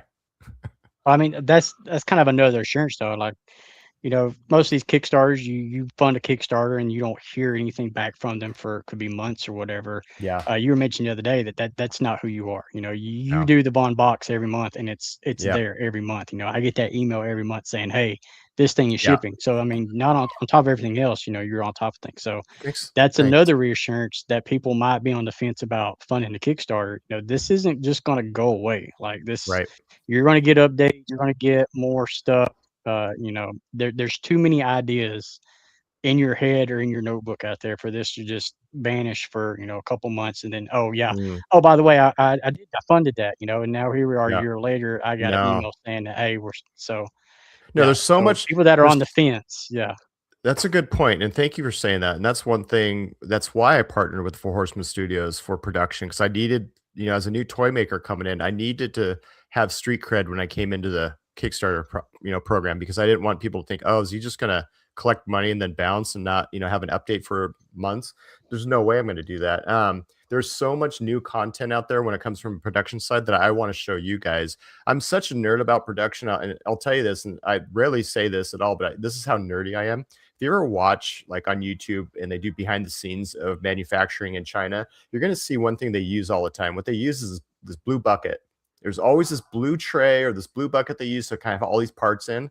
I want one of those so bad just to have in my office, is like to put candles on, or that's how nerdy I am. I want one of those trays so bad that when we go into production, I'm going to make sure they send me one just so I have on my desk to put things on, right? That's how connected I am with that kind of process, that when those things start to roll in and production photos come through and videos come through, I want to make sure you guys are getting all those updates on what's going on. I have so much stuff going on in my head that I have plenty of content to deliver you guys in updates for the next year plus, no problem, on top of what the factory's going to give me. You know, I'm going to have so much fun just showing you guys how things are moving, what the box layout's going to be like, all the different things, because I want to share those kind of things with you guys, you know. So I'm super stoked. So yeah, I'm not going to be quiet about it. Do you have an idea for like your packaging? I knew you were going to ask me that. You went there. Are we talking Yep. collector friendly, or are we talking like just rip into it? You know, a little bit of both. Forget it's gonna have music. It's gonna play music. So Yes, it's on the play shelf, it's gonna play music, light up. It's gonna be Light up 3D. green. Yeah, it's gonna be 3D. You're gonna open it and it's gonna go, ah. Yeah. The skulls on all over the box. Yeah, totally. No, so you guys wings. might have seen this at Legions Con, but this was the prototype like front box art, right? So you're gonna see I remember. the window front. You'll see a window top and like a window side. That way we can get light that comes in when it's on the shelf to really display the figure. But my idea is I really want like a satin kind of matte finish on the artwork, but wherever you see like the gold, I want it to be gloss, like raised texture. So you have glossy Nice. areas, the logo, you know, be glossy, but having that contrast of like flat matte black with the like the shiny kind of gold look. So something like this, I would say, where you have a little bit of bio either on the side or the back. But yeah, just a really nice compact, not a real big box. I'm really going to try to have it nice and small. It doesn't have to be super big, right? So for two reasons. One, I just think it's nice when it's more compact. But two, when they shipped me the containers from China, it'd be nice to get more boxes in the containers. It's just trying to be efficient. You know, I'm trying to save as much money as I can. Right. So that's the concept, kind of a high level, like, you know, 1,000 feet above the ground, you know, look at what the packaging would be, but it's going to be more of a standard box. You know what I'm a fan of is like Mythic Legions and their figure obscura is when they went above and beyond with the magnetic Oh my God, those are overlay great. that kind of sets the scene. You know, you could put up like a little something in the back behind your figure. Like I think that's really cool. Good idea. It is cool for sure. And it's not outrageously expensive. You know, the packaging is pretty minimal. So looking at those different ideas, I would love to take a look. That's a good reminder. Thank you. Because I do love that, like that trifold where it just clips together, you know, it just snaps together onto the box. It's pretty cool. Put it in. Yeah, no, to me, nothing says premium more than magnets. Magnets. There you go. Maggots or magnets? Magnets. Magnet. both. Magnet. Both. Well, We'll I go can do both. maggots too. I'm already like skulls, wings, maggots. They all seem to Let's go go. together. Let's go. I'm gonna speak for Ronald too. He's a big fan of hot sauce. Mm. Let's get your hot sauce brand too. Ashen Oath, Mortem Realm. Ooh, there You you know, go. all different. You know, Yeah. like Legions did the last con. Like that, I thought that was a really cool idea. I have a Use some hot friend sauce. I have a friend here in the Portland area who does a really awesome hot sauce line, and so I've Mm. actually thought about picking his brain about doing. His name's it's Hob sauce, HAB sauce, and it's doing really well. But he's got his brother's a graffiti artist, so all the labels are like really cool, like graffiti Oh, cool. characters, like the character art, not the just letter style, but Mhm. it's amazing. That would be super fun to have. Oh, dude, Possibilities. Jesse's are gonna endless. have people going through this Kickstarter looking for hot sauce, for lotion, all this stuff that Lotion. doesn't exist. hot sauce, A1, Dragons. A24, Be on the video lookout. game. Hey, one thing you guys have not touched on when it comes to all those different types of things is a beer, which brings me to my next point. Is I actually one of the once the Kickstarter funds, there might be a little bit of a collaboration with a local brewery that we might be doing canning a Ashen Oath IPA. So something we've been talking about, and he approached me, and we're talking about can design and different things like that. And so you might be seeing With something. skulls. Cans are gonna have skulls on them. So. Brother, when this thing backs and I want to crack one of those beers open with you, man. I'll bring some I Allegiance would down. love that. Yeah. Oh my gosh. Yeah. I love an IPA too, so let's go. Have you guys heard of Boneyard beer? I don't know if you guys know Boneyard beer. But anyways, Boneyard had several years ago, they had the #1 IPA in America, and I did the label for the RPM IPA for that beer itself. And so, yeah, I'm definitely influenced by the beers. Right on. Rick wants to know, if you drink the beer, do you hear whispers and songs? Is that part of it also? Like, You'll probably hear whispers and songs if you do too much of it. But all right, Ronald. Good job scrolling back up. I mean, nice work. we're not going to go. You've been on all these streams. You've talked about this, so much. Yeah. We're not going to go over every single character, unlock all that stuff. Yeah. We just want everybody out there in this YouTube world to, like, look at what we're looking at here. Like, Totally. this is just so badass. We need these figures in our collection, right, John? Like, buy a 3-pack tonight. If you have not 3-pack. funded this thing yet, Go at all least in. get a 3-pack. At least Totally. go all in. I mean, look, I you went. can't take it with you. You can't take it with you, right? You cannot take it with you. So that's right. So, Yes. all in. At least check it out. At least hit the page and check it out, and pass it over to someone else and have them take a look at it and see if they're into it. Like, Exactly. I'm already excited for these figures. Like, Yeah.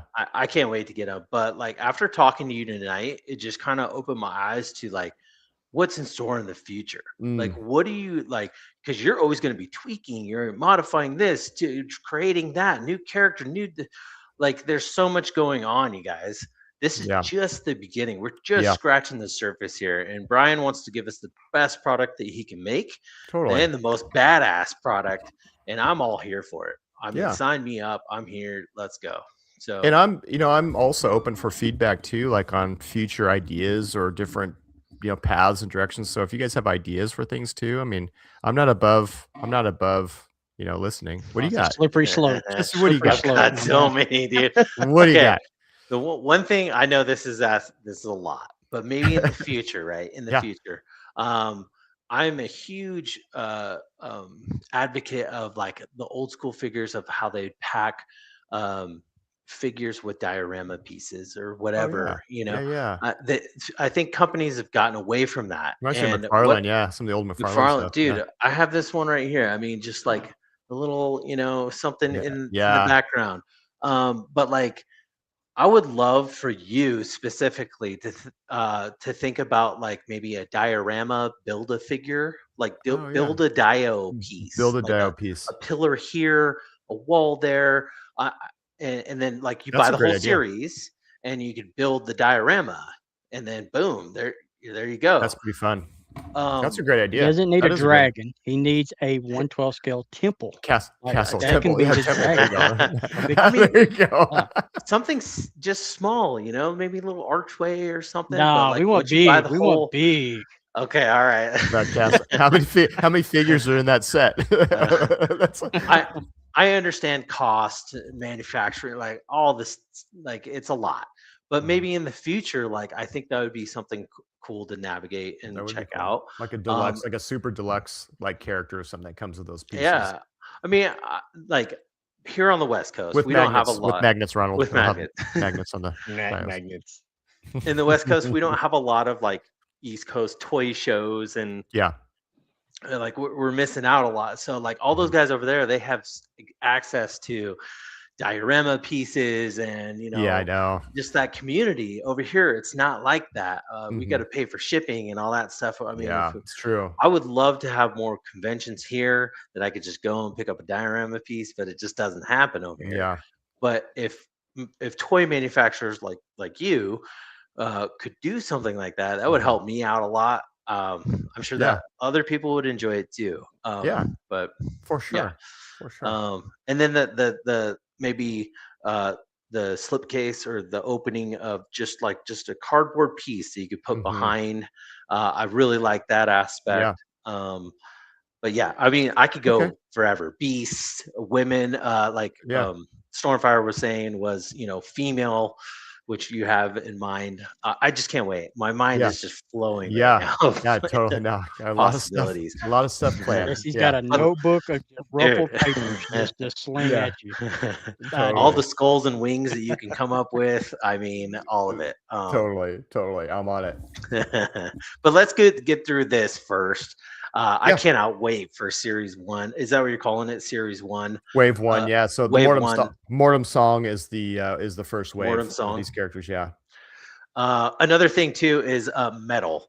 I see these figures and I think metal Yeah. music. Yep. I Mhm. want a metal song for. I know for that's these what I'm figures. working on next. So I was trying Oh to yes, squeeze. let's go. So when I showcased the Stygian Cantor character, I wanted to showcase him with a new song. It would have been like some sort of like a metal song, but I couldn't get the right artist. I couldn't find someone that had the right style that I wanted. So I didn't just want to pay to have it done to not be what I really wanted, because it'd be something that will be a permanent soundtrack item.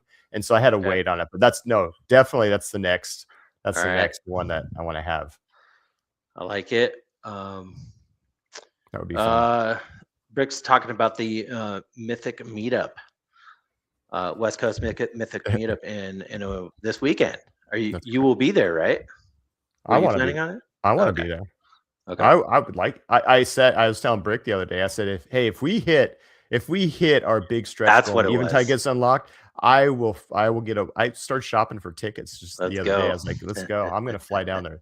I'm gonna get like a next day pass. Obi-Wan's talking. I'll go Can you hire anywhere just to Metallica? get out of that chair this week. Yeah, yeah. I'm sure you just want to get out. Like you've been. Yeah, Get out of that chair. I Yeah. just don't want to be in that chair no more. Yeah, I would hire Metallica if we can go back several, 30, 40 years. Let's actually. if we can go back to the 80s, if we can go the mid 80s, Metallica. Justice for all. Yeah, And Justice for All would be great, but let's go, Kill Them All, or let's go Ride the Lightning, let's go. or get some Iron Maiden, some I'm old classic hearing Iron Maiden Slayer would be would be nice. a better choice. That's the thought. Slayer. Oh damn. Slayer would be Rain good. and Blood. That's a great That's a great question. I song. mean, you kind of Great answered song. it, Iron Maiden. But if there was a band that can represent this brand, what band would that be? Oh my gosh, that's a tough one. It's I don't know. I listen to so much. We'll let you marinate on that one. I know. That's a some hard good one. ones. Yeah, there's some really great ones out there. Yeah. I think Brick is just summarizing it. Let's go. I need Ashen Oath and the Eventide figures, and Brian at the West Coast Mythic Meetup. May 2nd. So 2 days back later. it because he needs to buy a plane ticket. Yeah, exactly. All That'd be right, sweet. Brian. I think we've talked enough about your Kickstarter. I appreciate it, you guys. This is awesome. I can't wait. There it is. There you go. Look at that. John, you're Yeah, amazing, man. dude. I love you, dude. So good. Yeah, I Yeah. can't wait to get it. Everybody just buy one figure. Everybody Just in the one. world just buy one figure. That's all we Jesse, need. you keep Or saying it. 3-pack. 3-pack. One three One, pack. three. And then One I need SKU. these figures, Jesse. You got to start selling it. I think I need them more than you do. So let's go. Yeah, 2 3-packs. Just buy 2 3-packs, everybody, and we'll be all good. Nice. Yes. But anyways, Ronald, what do you say? Do you want to jump into our segments? Let's do it. Yes, we have time. Everybody, Yeah. Does anybody need a coffee break or a I'm down. bathroom break? I'm good to go. I'm ready. Good. All right, because we're gonna be here a little longer. Archive figure of the week.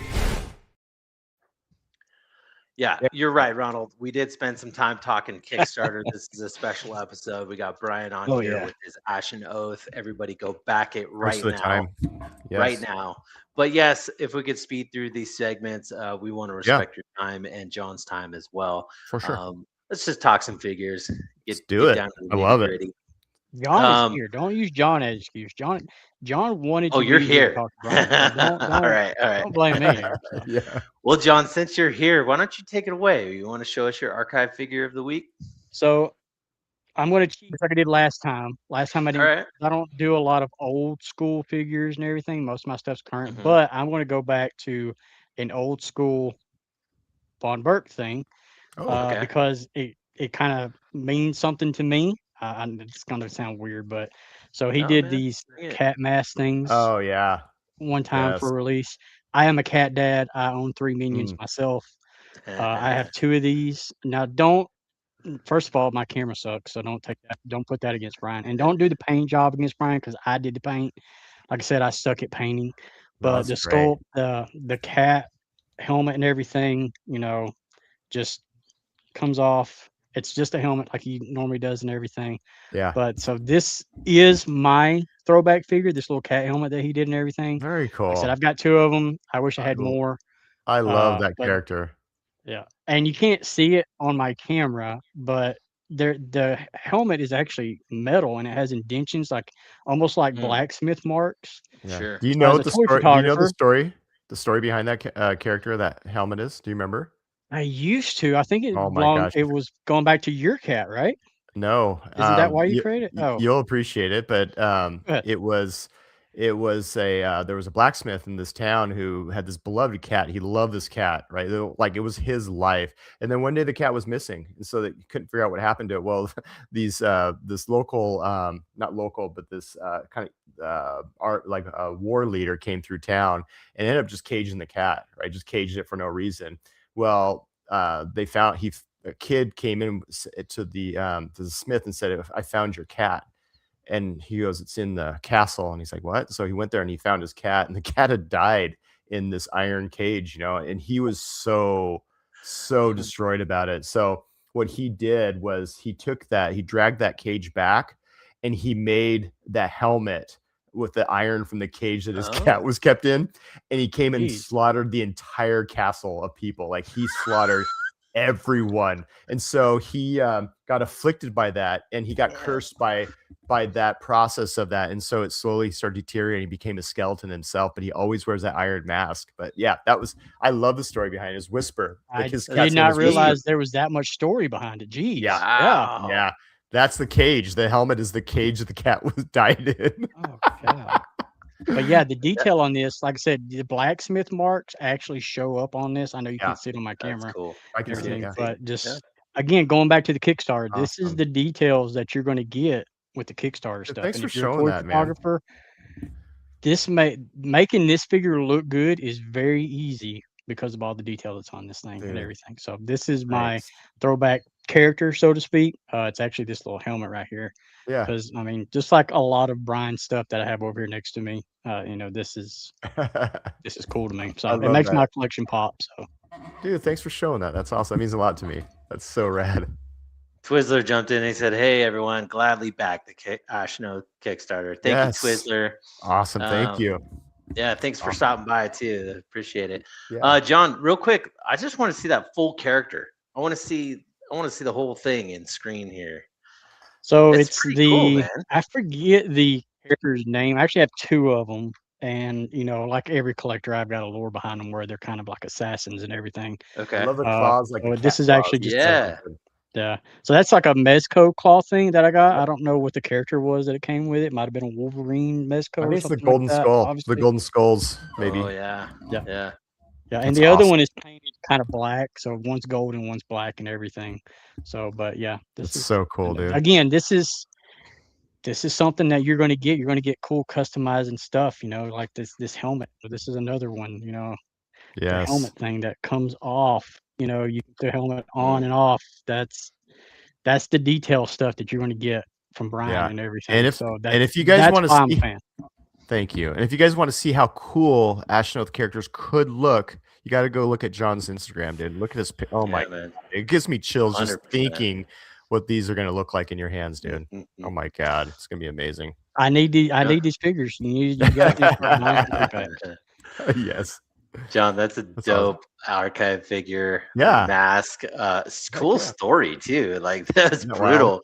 It reminded Yeah, me I didn't of, realize it had lore to it like that. I thought it was like something personal. I didn't know we were that's going out wild. slaughtering people with it. So Yeah. Now he's called the Bonesmith. His new name is the village calls him the Bonesmith, right? He's a friendly guy. Like the village people know him. He's just a skeleton now. He just like rotted away.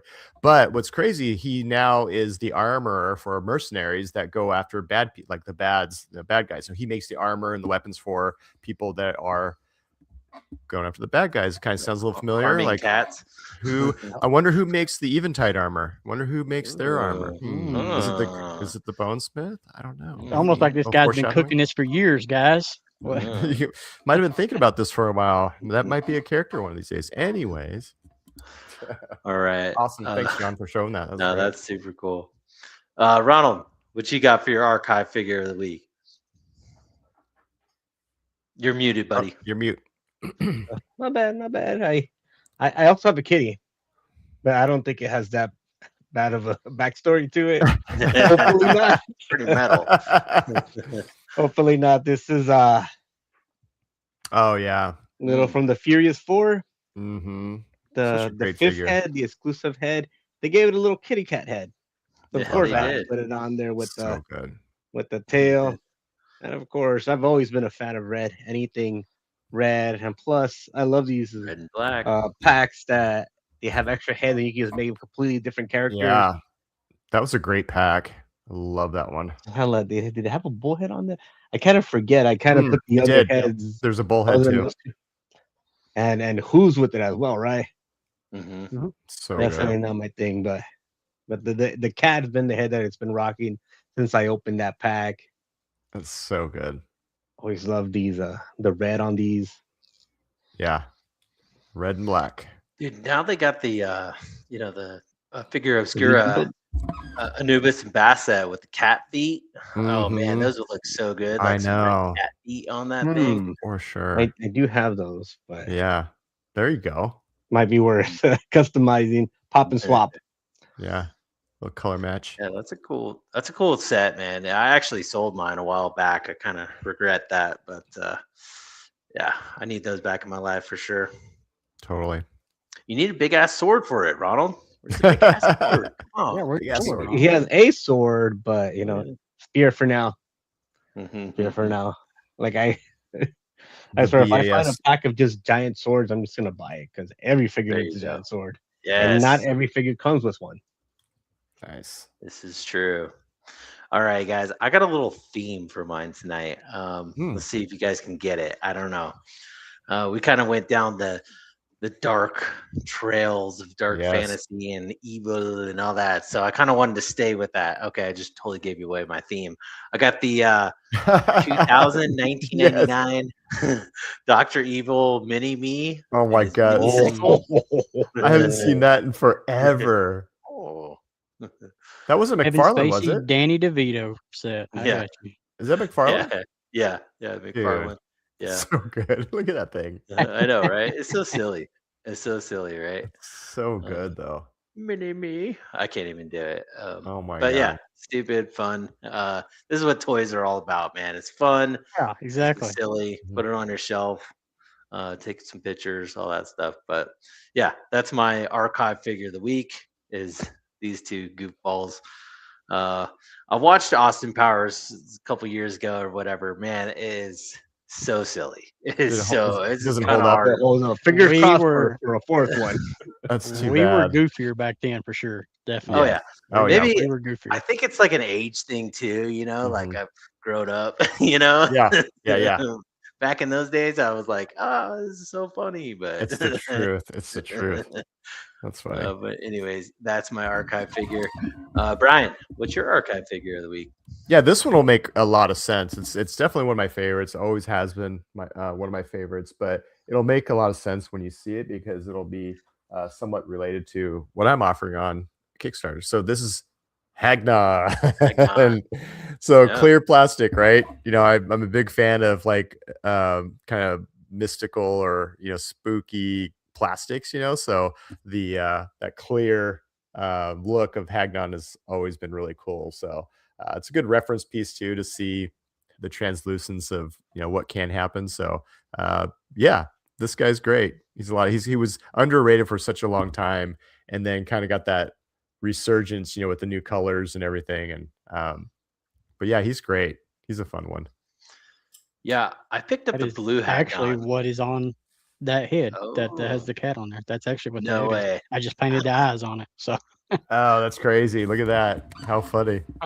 Yeah. I Jesse, never. you got the blue one? Yeah, I picked up a blue one, and the blue one actually, I was taking pictures of it and I had light on it, and I turned the lights off, and it glowed. I was Yeah. like, I didn't know this thing glue. I don't know what the Mhm. proper term is. Does that Hagnon glow? I'm not it sure. does. You can charge it. It'll Does glow. it? Yeah, I don't That's think I've ever cool. really tried. Yeah, I'll have to check it. That's awesome. That's cool. Especially with those pop and swaps like you did, John. Like those Hagnons are so great for pop and Mhm. swap stuff. Oh man. We had a comment come in here. Cade M. Harrison says, "Come on, man, that cat story alone is the reason enough to go all in on Ash and Oath, dude. Back Right. to Burke. I 100% It's agree with That's that. a twisted It's that story, but much it's a fun one to lore tell. for a helmet. Imagine Yeah. what he's doing for this Yeah. helmet. So Yeah. Thanks, dude. Have you guys ever seen that documentary on Netflix called "Don't F with Cats"? No. my It's wife watched it. She told me not to watch it. So it's because I'm wild. a cat It guy, is so she said don't watch it. wild. Yeah, Oh yeah. no. But it just made me think of that. Oh. If you want a wild documentary, go check it out. But Okay. yeah, um, uh, put put some respect on that. Get him, Rick says. Nice. All right, guys, we did our archive figures of the week. Ronald, what do you say? You want to get into our recent pickups? Sure do. Let's go. Recent pickups.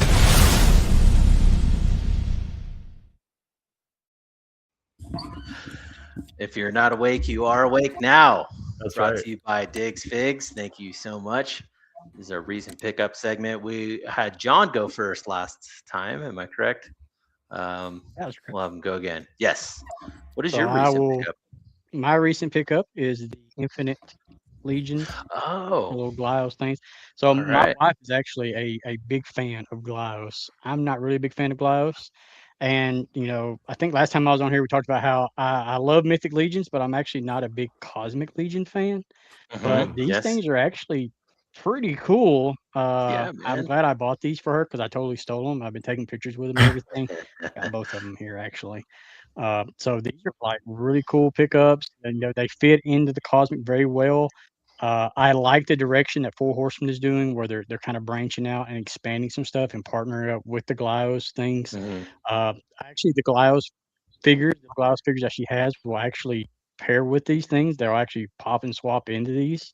Mhm. So these are actually a lot cooler than I thought they were going to be. Because again, I'm not a Glyos guy and I'm not a Cosmic guy. But I'm kind of glad I stole these from her because, like I said, I've been doing some photos with them. And the first thing I thought of was like, okay, well, that's Mega Man. That's not cool. It's Yeah. just Mega Man and Totally. It everything. looks like But Mega Man. Yeah. they're actually very cool. So Yeah. I'll eat my words on this. So yeah, they're very cool, very awesome and everything. And this one came with a bone skull on it, and I used it for another figure and did a photo of it recently. It matched very well, looks very creepy and everything. So these things are a lot of fun. I don't know when. I know these were the pre-orders. I don't know when they're going to go up on Store Horseman again. I'm sure they will though. But yeah, if you don't have these, if you're on the fence about them, I mean they're awesome. They're very cool. Like I said, they fit Cosmic. Uh, it's kind of weird that I'm not a Cosmic guy because I'm actually more of a sci-fi cyberpunk guy than anything else in Sword and Sandals. But it's just hard to find a good sci-fi toy line. These kind of fit perfectly into that sci-fi toy line. Like I Yeah. said, Mega Man and everything. So Totally. they're very cool, very cool. So these are my recent pickups right here. These two, and Nice. they're my wife's recent pickups, but I still There you go. What's yours is mine, right? That's right. exactly. We're married. We're married. Yep. No, I you know what? I didn't pick the. I wish I could buy everything in the world, but I Yeah. can't. So I did true. pass on those ones. They look super cool.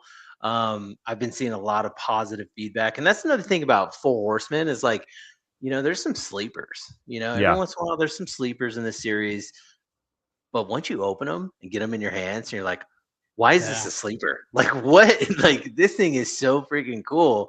And I knew it was going to be like that with the Goliath. I kind of regret not getting it. Eventually I will one day. But John, you need to do yourself a favor and pick up some Cosmics because man, I they're have great. this little section right here. They're mostly are aliens because my wife is she's a big alien / Egyptian There you conspiracy go. nut, so to speak. Yep. So I Nice. had to buy some for her and everything. So, but Cool. yeah, I haven't dived into, like you said, there's only so much money to go around. Everybody's got a Kickstarter now, so there's That's the only thing. so much I know. money to Yeah. go around these True. days, right? Right. But yeah, there are some Cosmics that I need to look into better, definitely. So Yeah, I went in on Cosmics, man. I love those things. They're good stuff. Good pickup. Nonetheless, the Goliath stuff looks really cool. Ronald, where you at? What's your recent pickup of the week? Actually got this a few weeks ago from you and your magical Reno targets. Yeah. And I'm finally gold mine ready target. to open it. Oh, there it is. There we go. There it is. And The this Blanca. is Ultimate Warrior as Blanca. And of course, since it's not a Seth Rollins, Oh, here we go. I'm gonna rip into it. Rip into it. Ah, there we go. Ooh, look at that. Comes with little effects that I was not able to see on the top. Oh, what? Electric hand effects. Oh, yeah. It's got to have electricity, right? You have to. Sure. It has to. Yeah. Which one was that again?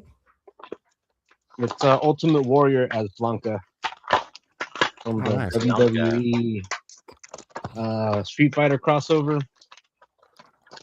Target exclusive figures. Mm. I don't think I knew about these. The Walmart. Don't Brian. let Walmart or Target? Yeah, Walmart. I've seen them all over at Walmart. Yeah, I haven't seen them yet. Brian, do you do wrestling figures? Do you get down on that? I haven't collected any of those. I love the articulation and the detail they do on those, like the scans that they're doing for like faces. They look so close to the characters. It's insane. But no, I haven't. I don't have any of those. What about you, John? I do not collect wrestling figures, but this wall behind me that has Mythic Legion, if you look to my right, there's probably double that in wrestling figures because my wife loves wrestling figures. She loves half naked right. plastic men. So I have a huge collection of wrestling figures. And Ultimate Warrior is one of her favorites. That's why don't let her see that. I'm going to be owning a figure here shortly. Nice. But Ultimate Warrior is one of her favorite figures and everything. So technically, I guess I do own a lot of wrestling figures, but she don't let me touch them. So those are half naked men, so I don't get to touch them. Let's see it, Ronald.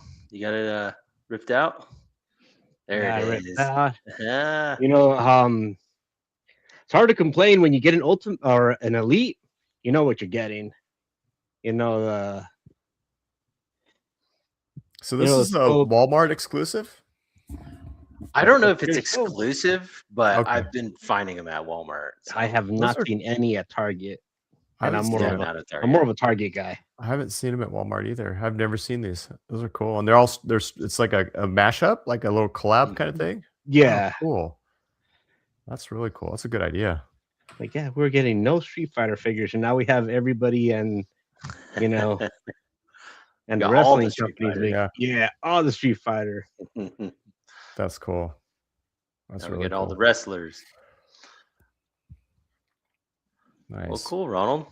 Have fun with it. Hey, he looks good. He looks good. Looks like Very Blanca. toyetic. Yeah, Mm-hmm. yeah, for sure. Right on, Ronald. Nice pickup. Nice pickup.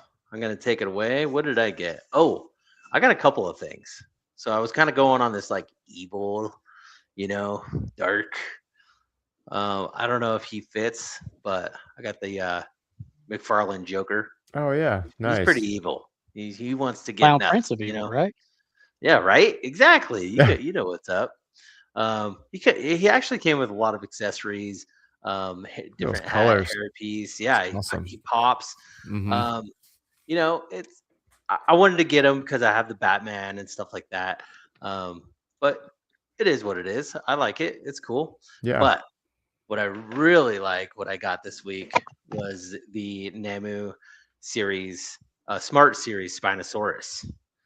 Wow, look at that neck. Oh, dude, this thing is Whoa. super cool. Just like the inside. So do you have of the his mouth. Hammond one that came out? Do you have the old school Hammond one that came out? Yeah, Is that one yeah. better than the Hammond one? So, why I got to pick my favorite child right now? Like, I was just wondering if it was better because I mean. So, yes, let's just say that. Okay. Yeah. Oh, I mean, That thing's okay, cool looking. like the paint, like look at the paint on this thing. The sculpt is just absolutely beautiful. Poses beautifully. Even the toes are articulated. Oh wow. Right? wow. Dang. I mean, Holy cow. it's beautiful. The only thing I don't like about it is the scale. Like it, obviously, you want to pack this much detail and articulation into something. You kind of want to keep it smaller for price points and whatnot. But if they went like, if this matched the size of the Hammond collection, because the Hammond collection one's like, Yeah. It's huge. Yeah. I wouldn't say double, but close to double the size of this, if it was that scale, I would be like, yeah, this all day.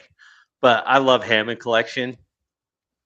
I just love it. Mhm. I had the Hammond collection and I gave it to somebody because they were a better photographer than me. And I was like, look, you're gonna do wonders with this. I stuck at Dinosaur Photos. So Dude, those The are only way you wild. get That one- better, man. Keep that taking one's pictures. small. Yeah, this is smaller. Yeah, but then you got to go. See, you got to go outside for dinosaur pictures, and it's hot outside. Yes, And go touch some grass. you can't control the light outside. So Oh man, I love going outside and taking pictures. I can't wait to go outside and take a picture with this guy. He's just super cool. They even added like some dino damage right here. Oh yeah. Which I mean, I don't know, man. This thing is just really cool. I really love these Namu Smart Series dinosaurs. So, does he fit my theme though? Is he evil? I mean, he was Can the be. bad guy. So, Depends on what he does. yeah, that's what What he he like does. if that's yeah. chasing you, that's pretty evil. So That's pretty evil. Yeah. If he eats So one of your anyways, cats, it's pretty evil. ooh, man. You know what I'm He's gonna need one of those cat helmets. Can you get on that? Get a saying? cat helmet for him. All right, that's my recent pickups. Brian, you were up next. Yeah, John kind of stole mine. So mine was the Infinite Oh. Legions, because I do have a little small collection of the Glyos back here. So I had to pick up the set that John was showing too. So I have this, but also have a backup as well. But no, I haven't opened these yet, but I'm excited. But there's that skull he was talking about, that bone, that bone head or whatever. But I'm excited to open these. They look really stout. But then I have, these, of course, that came through a little while ago. Yes. They're more of my recent, pickups. I haven't opened yet. I haven't had time to open really anything recently. So I bet. they're just kind of sitting around waiting until things settle down around here a little bit, which won't be anytime super soon. But that's my those are my recent pickups. I want to say rip into it, but sometimes especially those Mythic Legions, it's kind of an experience. Like you Yeah. want to sit there, you want to get it all put together. Yeah. Totally. And Those it just are gets great figures. it gets messy in here. I'm trying to keep things in boxes so as much as I can because it's just trash. Everything in here in the lab out there is just it's The just lab. wild. It's terrible. Yeah. Well, So Ronald Did you just get he the just bear? ripped into it. I did not Did get you the get the bear. bear also? No, didn't but get the gosh, it looks so What? great though. Like Oh, all the stuff I've been seeing, That's- the bear looks amazing. That release was a very good release. I don't think there was a bad figure in that whole release. Yeah. You know, I think that's Yeah. the same one that's got the new scapulary in it too. So Mhm. yeah, Yeah. It's a dude, great that series. scapular on top of Umbra the horse is like yeah. Mhm. a work of art. You're just like, whoa, this Yeah. is insane. No, cool pickups though, nonetheless. Like, Yeah, it's super fun. cool. We had a quick question. I don't know if it's a quick question, but maybe in a nutshell from Stormfire Blizzard. He says, if a person was wanting their own Heb sculpt, what might that cost? Yeah, it kind of depends. Really, it's more like time. How much time do you have to do it for one? Two, is it a personal piece? Or is it a commercial piece? Is it going to be reprinted? Do you want the STL file, like the digital file? Is it a likeness sculpt? Like, is it going to be like of your face, or is it something that's more familiar to someone? So a lot of times you'd reach out to someone who specializes in something. Like, for me, it's like would be like monster creatures or like skulls or something. I can be a little bit quicker at sculpting something like that than it would be for me to do likeness, like a likeness sculpt, because some people have scanners and they could do head scans, so they can get a sculpt done a lot quicker than someone who, like myself, would just do it more traditionally. But it can, like I said, the range is so wild. Do you have like base models, that you can sculpt onto to make it more custom, or do you have to start from scratch? So that's a really tough question to answer. I'm sure, like, well, vaguely, right? But like, I'm sure, like, is it a female with hair? I'm sure the hair is a lot of detail, headdresses, creatures. I'm sure it all ranges and scale of price and all that stuff. Totally. Yeah. But let's just say just like a classic human face, like a Classic man. human face. Man, like John, if you were to sculpt John's face, let's just say, Yeah. like, what would be I don't maybe know. ballpark? I'm the wrong person to ask, because I don't usually Okay. I don't do commissions, as far as sculpts like that go. I'll do paint commissions or custom characters, but as far as the sculpting goes, I don't typically do that. But In other words, Brian saw these eyebrows and this beard and was like, "I'm not touching that. That's too much." Too much hair. I would definitely buy that head sculpt, though. Let's just say that. There you go. Sean says the bear with Oh, Attilas yeah. is awesome. Nothing out there like it. I agree with you, man. Yeah. Yeah, Cool. no. Like, Totally. did you want rooted eyebrows or rooted beard? Or Rooted? Rooted. Yeah. Oh, damn. Do it. Like, then you're talking about oof. Yeah, no, but yeah, with stuff like that, you always have to keep in mind that how much hours plus the expertise on the person that you're commissioning to do that. It's true. Remember a few years ago, I don't know if they're still doing it, but Hasbro was doing those little head Selfie sculpts you could add, series. the selfie series. Yeah. And a lot of people would get them back and be like, kind of It doesn't look nothing like me. Yeah. Yeah. so It's a good gimmick. always keep that in mind for. Did how you much get were one, they? Ronald? No, I didn't get. I knew they weren't gonna feature this year. Right, the chisel, the Riz. They weren't gonna get this Riz. You can't get this Riz in plastic. All right, you guys, we did it. Recent pickups. Ronald, you want to roll into our pre-orders of the week? Let's do it. Let's go, Everybody. Ear warning. Here. Pre-orders of the week.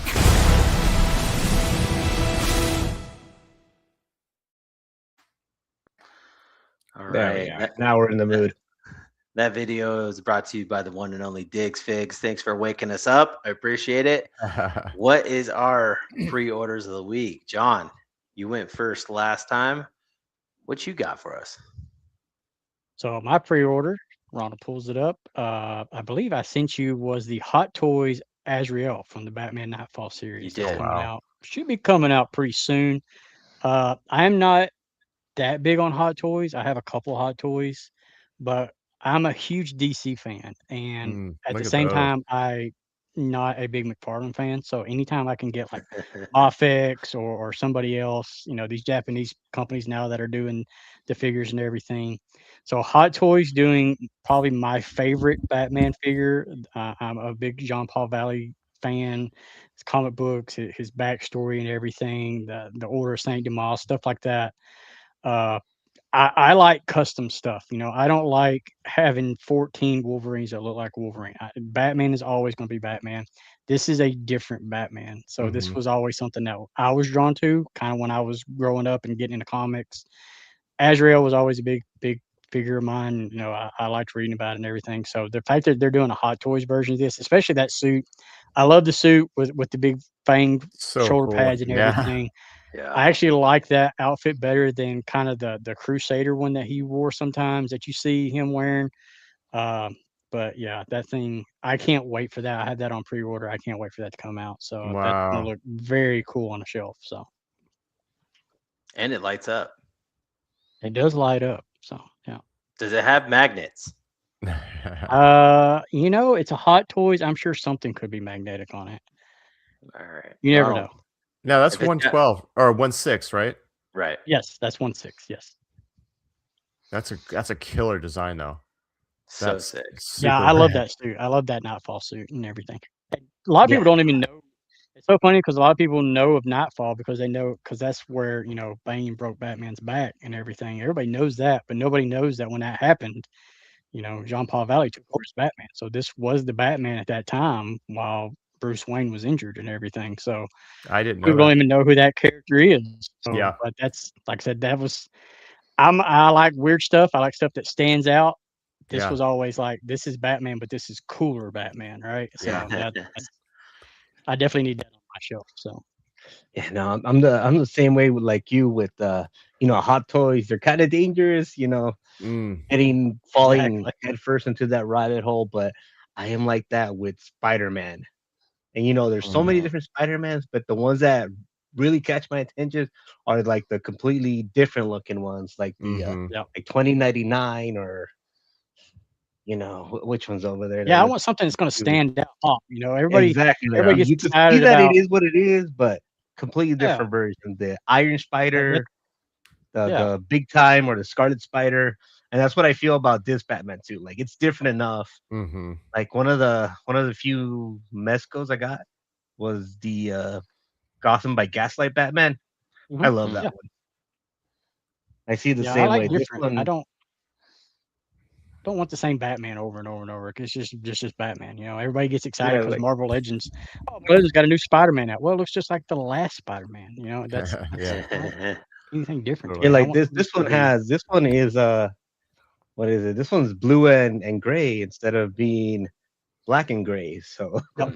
Mhm. those type of differences are like, why?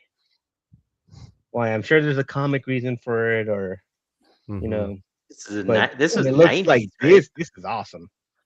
Mhm. Yeah, there's a Nightfall. lot of backstory to that character. Like I said, he was basically bred to be a vigilante and everything, and had all genetic stuff done to him. Like I said, he was a part of the Order of Saint Demas. So there's a lot of like weird stories that I'm sure has been retconned over and over and over. So it's kind of hard to keep straight and everything. But like I said, the big thing as a kid growing up collecting comic books, this was like, hey, this is a kick-ass Batman. This isn't your normal Batman. And that was the whole thing in the comics. Like he started to go crazy, whereas Batman had lines that he would never cross. Right. Mhm. This guy didn't have that. If you jaywalked, you were going to the hospital. He didn't care. So like he didn't have I those love that. rules that Batman had. So I like that color that's underneath that shoulder piece, or the cowl or that veil thing, or whatever. Sort of, they have that red underneath there. That looks really nice. Yeah. That's gonna be really substantial. I mean, at 1/6, you're just it's gonna be a real substantial character. yeah. Yeah, cool. Yeah, this is definitely shelf presence for sure, man. I really like the lights. Brian, speaking of lights, have you ever thought lights, light up eyes, light up something More ideas from Jesse. in your That's right. characters? I like them. I think they're great. They just it gets really expensive, when you especially sure. get into 112, you're creeping up into like the $80 to $90 to $100 figure. And so Oh wow. I wanted to kind of keep it down a little bit, Of a little course. bit more, so more reasonable. But it course. looks You know, cool, just though. seeing I that love- picture, that kind of reminded me something we didn't touch on when we were talking about your stuff, Brian. I know you've got I believe who's doing your wired capes and everything for your figures. Oh, see Jessam, yeah.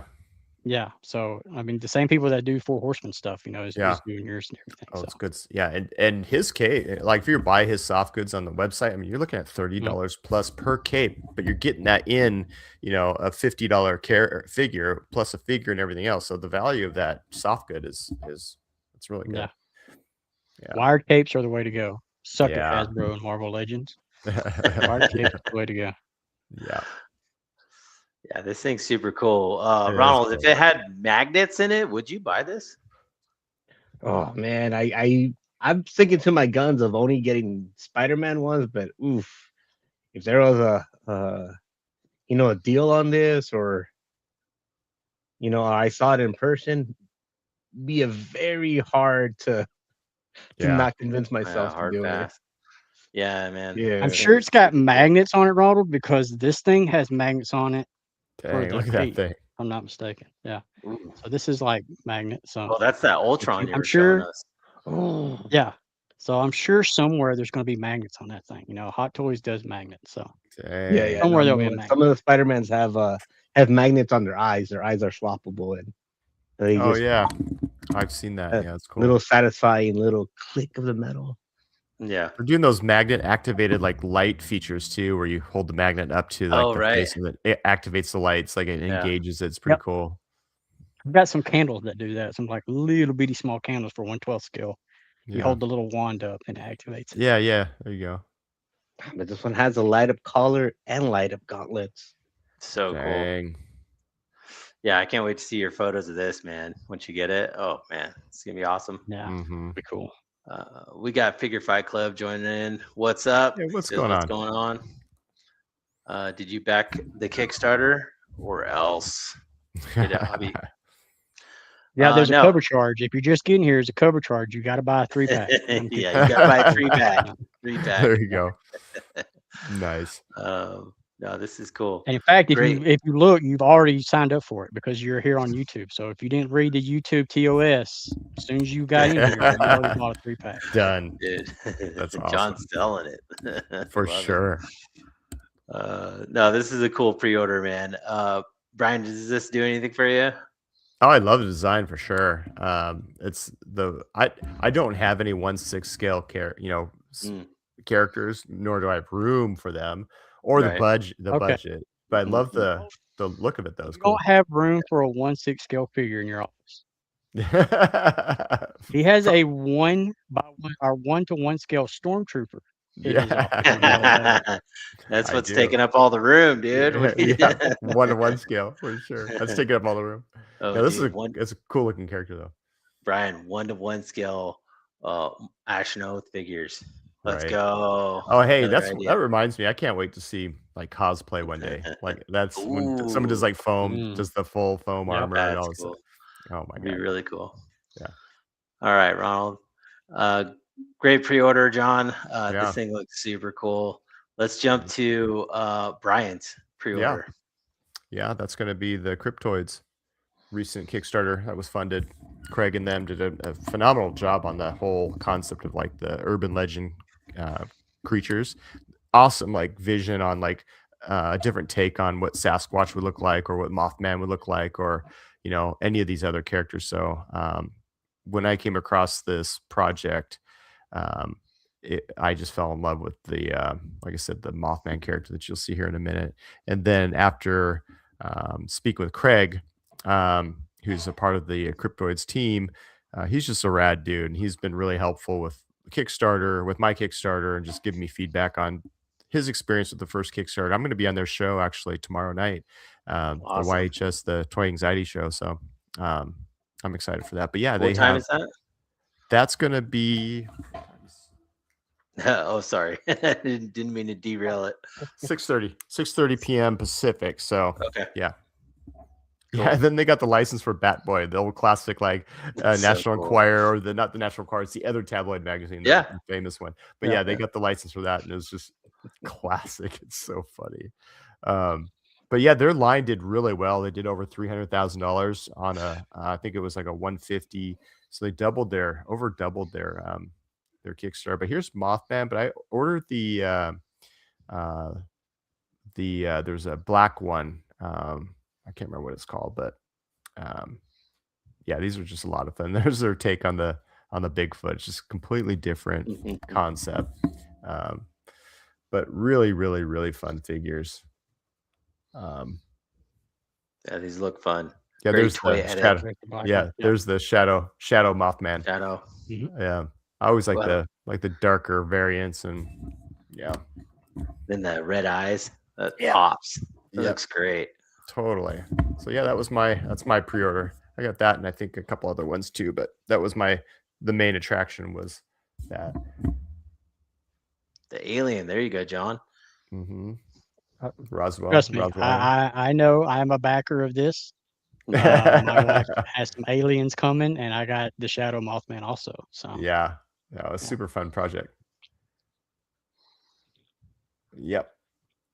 yeah, my That wife is saw cool. their table at Toyland, and she was like, "Why don't we have all these aliens?" And I was like, "You got 4 coming. Calm down." So, Yep. Calm down. Yeah. Yeah, what a Kickstarter, man. This thing is really cool. Just some of the old school looking, Yeah. you know, cryptozoids that we are all familiar with in the past, just brought into 3D life, and a lot of colors, a lot of fun looking playability. Yeah, this Kickstarter is really cool, man. So much fun. Yeah. Trying to get to the squonk. Squawk, yeah, for sure. And I think their late pledge system is going to be kicking in here pretty soon, if not already. So you can start doing some of the pre-order through BackerKit.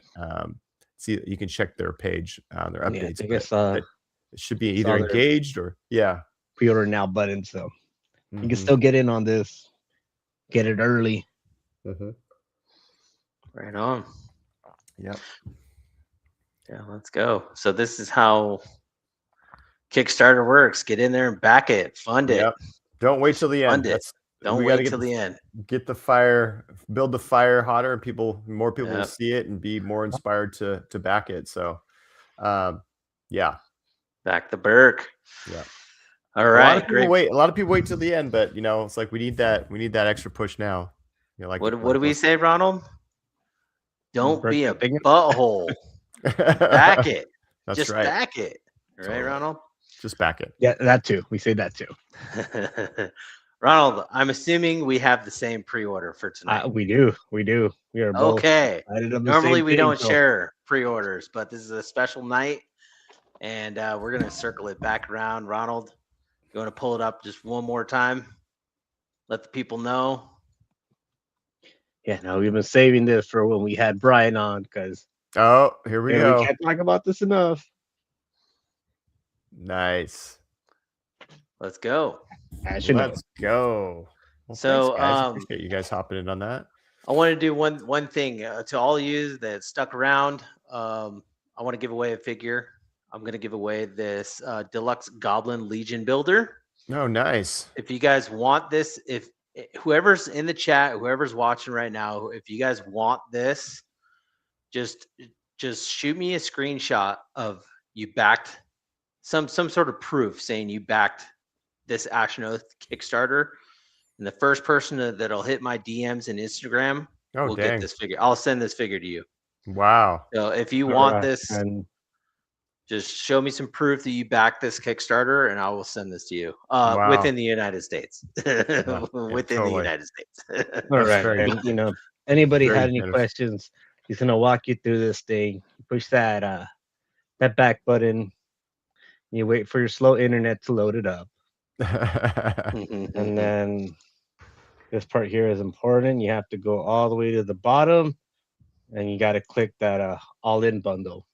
That's right. All There you in. go. And you push I'll tell you continue, what. So and then you start sharing You're because gonna- this is where I log in. This is where you Nice. should. Jesse's going to do Very nice. Jesse's going to do a giveaway for the person that proves that they backed this, right? That's what you're going to do, Yep. Jesse. First person DM you and everything.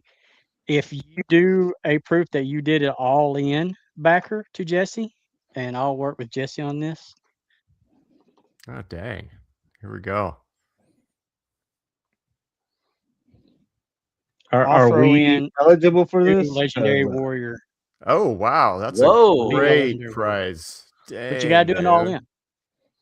That's All in for the new incredible. Legendary Warrior. So not only are you going to get Jesse's figure, you're going to get this figure also. So that's for the all in. Or all in for my figure, and then Jesse, you know, if he wanted to do just a regular donation, that's fine. But I just want to give see. away. Yeah, I want to see proof that you backed this Kickstarter, and that I will pay That's for awesome. shipping, and this is yours. John's saying he wants to see proof of an all-in purchase, and you get Neve, right? Yep. No, it's not That's Neve. awesome. It's actually the touring show. Oh, the Legendary touring. Warrior. Oh my So it's the gosh! exclusive, Yeah. the con exclusive. Still in box, That- never been opened. That's a great prize. Whoa! Yeah. Wait, get this So, thing out of here! there. Like that is like way cool. That That's is an amazing. awesome figure to give away. Thanks, so John, you guys, for doing that. That's killer. Yep. you guys heard But it. it's got to be an all in. You got to get an all in. Yeah. That's right. So Need does these this figures, guys. does this offer expire after the show? Are we just whoever sends us a picture, the first one, or I'll what? let you. They need to. I'll let you decide. Whoever sends you the first picture first, and then if it's an all in, you just tell me, and then you Okay. tell me where you're shipping yours, and I'll ship mine also free of charge as long as it's in the United States. I was gonna say we'll give it to the end of the show. I haven't gotten anything yet, but we'll see. We shall see. How many people are in chat right now? We got 17 right now. 17. So Nice. you got a good There you chance. go. That's a good Yeah. chance. 1 in 17. Just show me some proof, and this figure's yours. That's killer. But we You did know- it, you guys. That's What's awesome. up, Brian? You know what we should do? We should do a hashtag. We should just do a random drawing for one of the Resonant and Ethereal exclusives.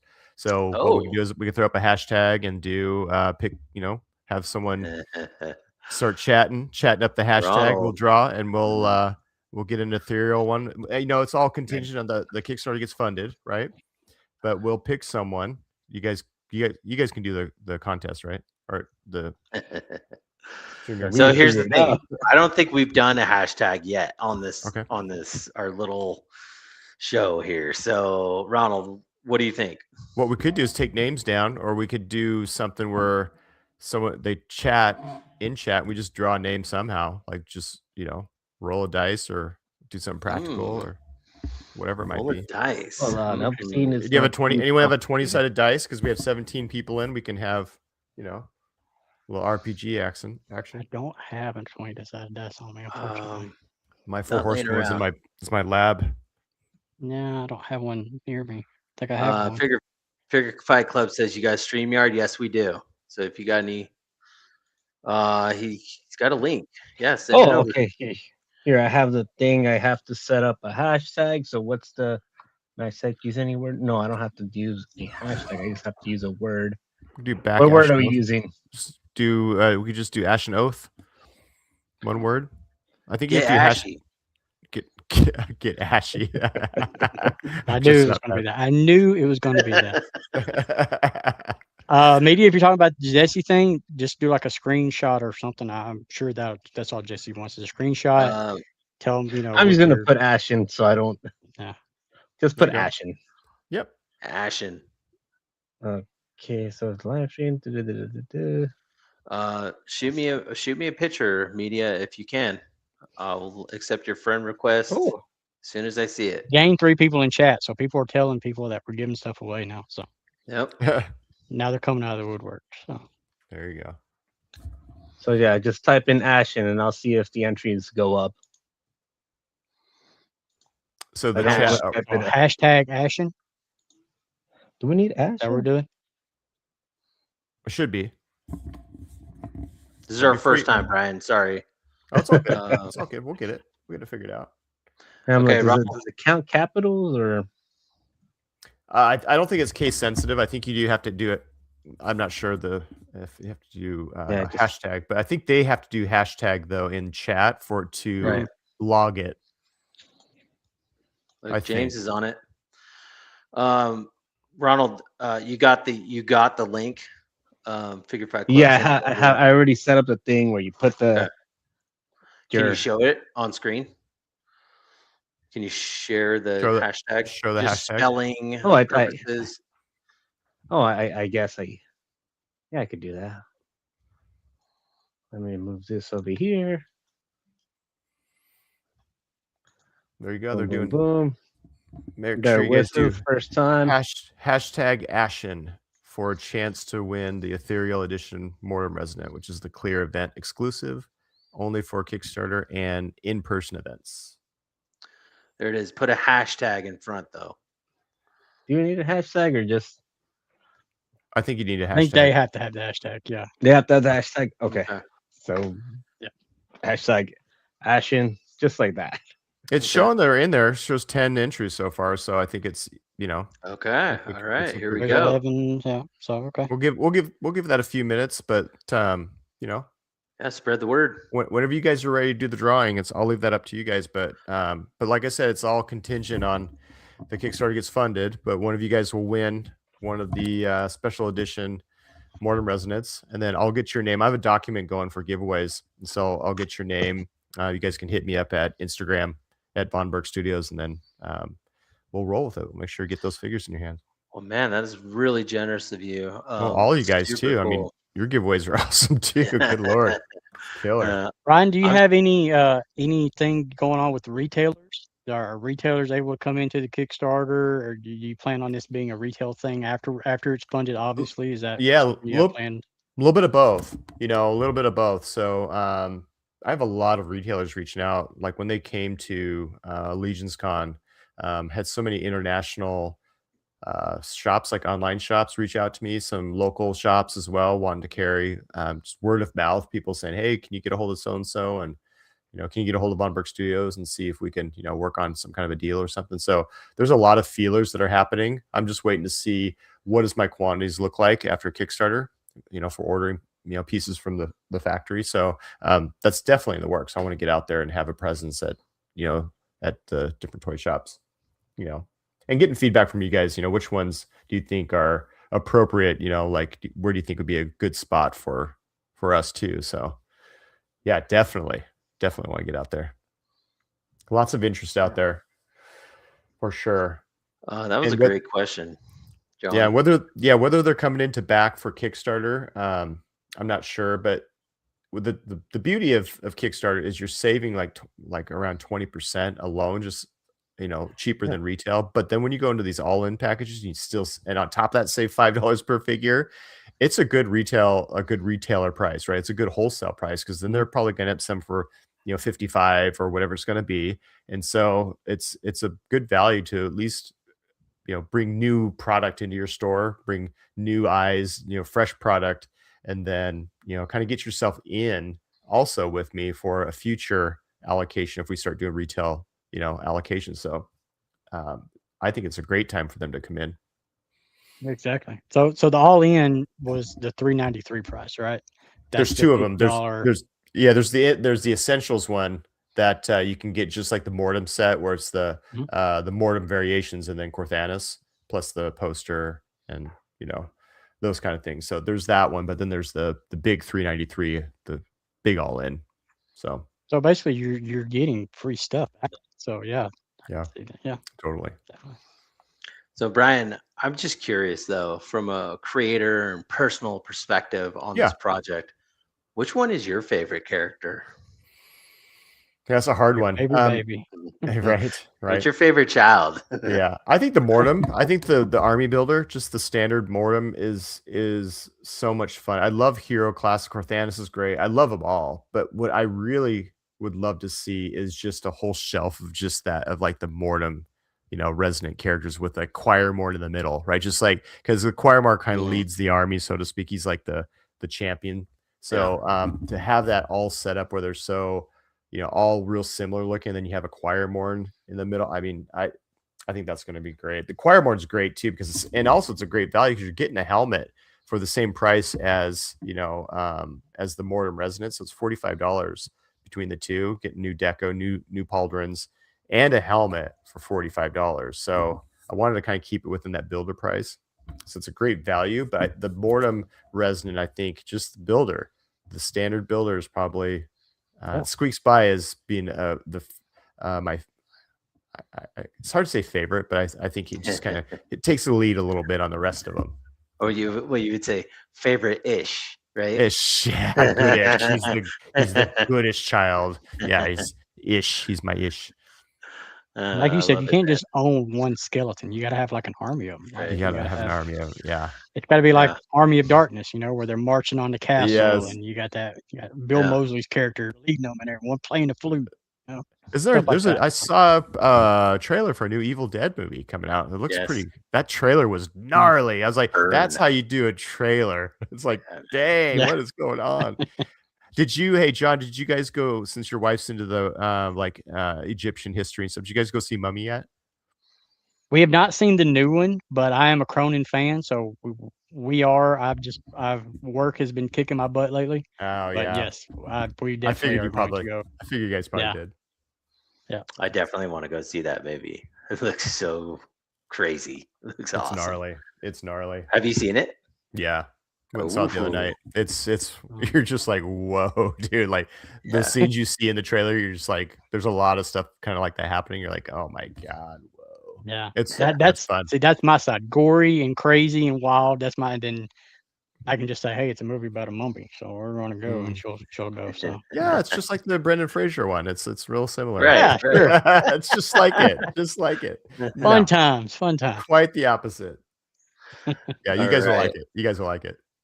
So to just reiterate, I haven't gotten a DM from anybody yet saying that they backed this Kickstarter. It doesn't matter what tier or anything. If you back the Kickstarter, send me some proof. Just DM me that you back this thing, and I will send you this figure for free. Nice. Offering a legendary barbarian warrior if you back the all-in. If you can send some proof on that. Send it to Jesse. Yeah, send it to Jesse. If you do this, he'll let me know. I'll send you the. I'm refreshing. I haven't got anything yet. So, and then Brian's offering one of his figures. Obviously, once the Kickstarter funds, just type in #Ashen, and let's do this thing. Let's give away some toys. Yeah, for sure. So, the last day of the Kickstarter, Brian. Thursday. April 30th is the last day, and so we're doing 4 p.m. Pacific, 7 p.m. Eastern, and that's when we're closing it up. Yep. And then Brian can finally sleep afterwards. All right. Yeah, maybe. Maybe that's gonna be. I'll tell you what. The following day is gonna be crazy. Like that Friday is gonna be just. It's gonna be. I've been so on, since Legions Con, right, in November. Even before that, like trying to build the the paint masters of prototypes for Legions Con was just such a lot of work. So that when everything goes quiet, I don't know if quiet, but when everything settles after the Kickstarter, it's gonna be a weird time. It's like similar to like when bands come off tour, and as soon as they get, they're like, what do I do with myself? Don't know what to do with themselves. Yeah. So weird. Like you get back to that hotel room, you're like, wow, that's like Legions Con, honestly. Like flying back from Legions Con, just like all that excitement, all that fun, and then it's just a downer. It's like you're like, oh man, got to recover from that. Vacation from a vacation. Booked my rooms today, so I got the room booked for Legions Con, which is pretty killer. We get early access as exhibitors, so I think next week everyone else will have access to the rooms. That's awesome. Jesse, you said you've been to Legions Con? 2 times, yeah. Yep. I've never been to Legions Con, so you need to go. It's an experience. It's wild. I definitely want to make it back this year, and it would be awesome to see you. Yeah. Yeah, totally. So much fun. Yeah, that's where I saw these Ashen Oath figures last year in person. I wanted your little green sword so bad. I was like, let me buy it from you. Yeah. Like, no. Can't do it. But yeah. Yeah, and those were a little bit larger. That was they're quite a bit larger than the actual what the actual scale is going to be. But Oh yeah. Yeah, those Are are you fun. are you planning on making? I thought that base was so cool with the hands coming Yeah, up, holding the sword. Are you planning anything with that I mass think production no, or? I think I'm gonna do them just for myself. Like I need to print because I did it for a contest, and Darla Ackerman had won. I Mhm. think I'll do them for myself just for like displaying Astronaut weapons, but I don't think I'll produce that one. Oh It's man, it's so cool. it's fun. And it's so cool that Darla Ackerman won that too. I Like know it one was of the great. Ackermans, like Yeah, so cool. it was awesome. Well Yeah, As long deserved. as it wasn't Curtis, right? As long as it wasn't Curtis. Darla's okay. We just didn't want yeah, Curtis. Yeah, totally. right. People were saying rigged in the comments when she Rigged. won it. Rigged. I love that. It's so funny. It's Yeah, so watch good. that stream. That was good. Yeah. Well, you guys, I gotta get to bed. So, Let's do the what do you giveaway. guys say? Let's do the You drawing. While We want we to gotta do do the the giveaway? drawing. Yeah, let's do the drawing. So good. Make sure you guys get the Ashen in the hashtag Ashen in chat, Where and we at, have Ronald? a chance to win the ethereal mortem. Ethereal Mortem. Yep. We're at 12 entries. Good chances, guys. Good chances. Dude, great chances. Can I enter? And if you're like me, you've never won one of these things before in years of doing this. This is your chance, probably. So. Yep. Absolutely. This is all contingent that the Kickstarter gets funded, but this is a great time for you to have a chance to get one of your own.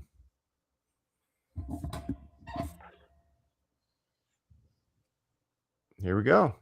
Good luck, you guys. Good luck.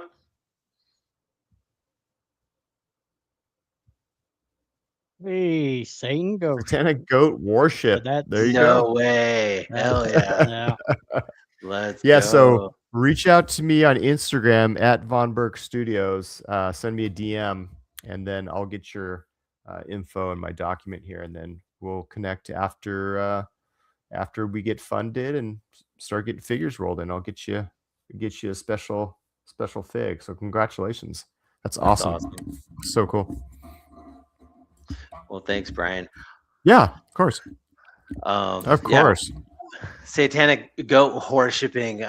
We've noticed his name a while back now. He's been a regular on our show, so I think that's awesome that he won. Yeah, pays off. Obviously, Kickstarter needs to fund, so let's be clear about that. Nice. But I love yeah, that sticker. yeah, Cool. congrats. I appreciate good it. job, dude. But Brian, if you need to bounce, I'm not going to hold you. I think I got some DMs. I'm checking my Instagram right now. Oh yeah, there you go. You got the painted portrait. Again, another thing about the detail and relationship with Brian, he put something original. I've got a bunch of these, so he Yeah. put something original. Detail. Yeah. Details. For People. those Details. limited edition sculpts, I'll do like a kind of like a hand touched painting of the figures, and those are always fun to do. Yeah, I think I'm gonna head out. I got my fams getting ready for bed, so Yeah, man. tuck them in and do the thing. But I appreciate you guys having me on and chat. Thank you so much for hanging out, and I'll see you guys on the other side. Sounds good, Brian. We're gonna be crushing Brian, it. Yeah. Celebrate. I had so much fun hanging out with you tonight. Yeah. I can't wait to celebrate, crack one of those Ashen Oath beers with you.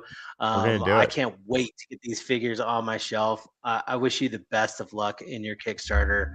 I can't Thanks. wait, man. So Had a blast tonight. It's good hanging out Right with you on. guys. I'm glad. So, all right. I'll catch you on the flip side. All right. See you, Peace Brian. out, All right, guys. man. See ya. Yep. Later. See ya. Okay. So 14 minutes ago, I got a message from Midnight saying that he can't send me a picture. 2 minutes ago, I got a message from James saying he can't send a picture neither. So I have to accept their friend request.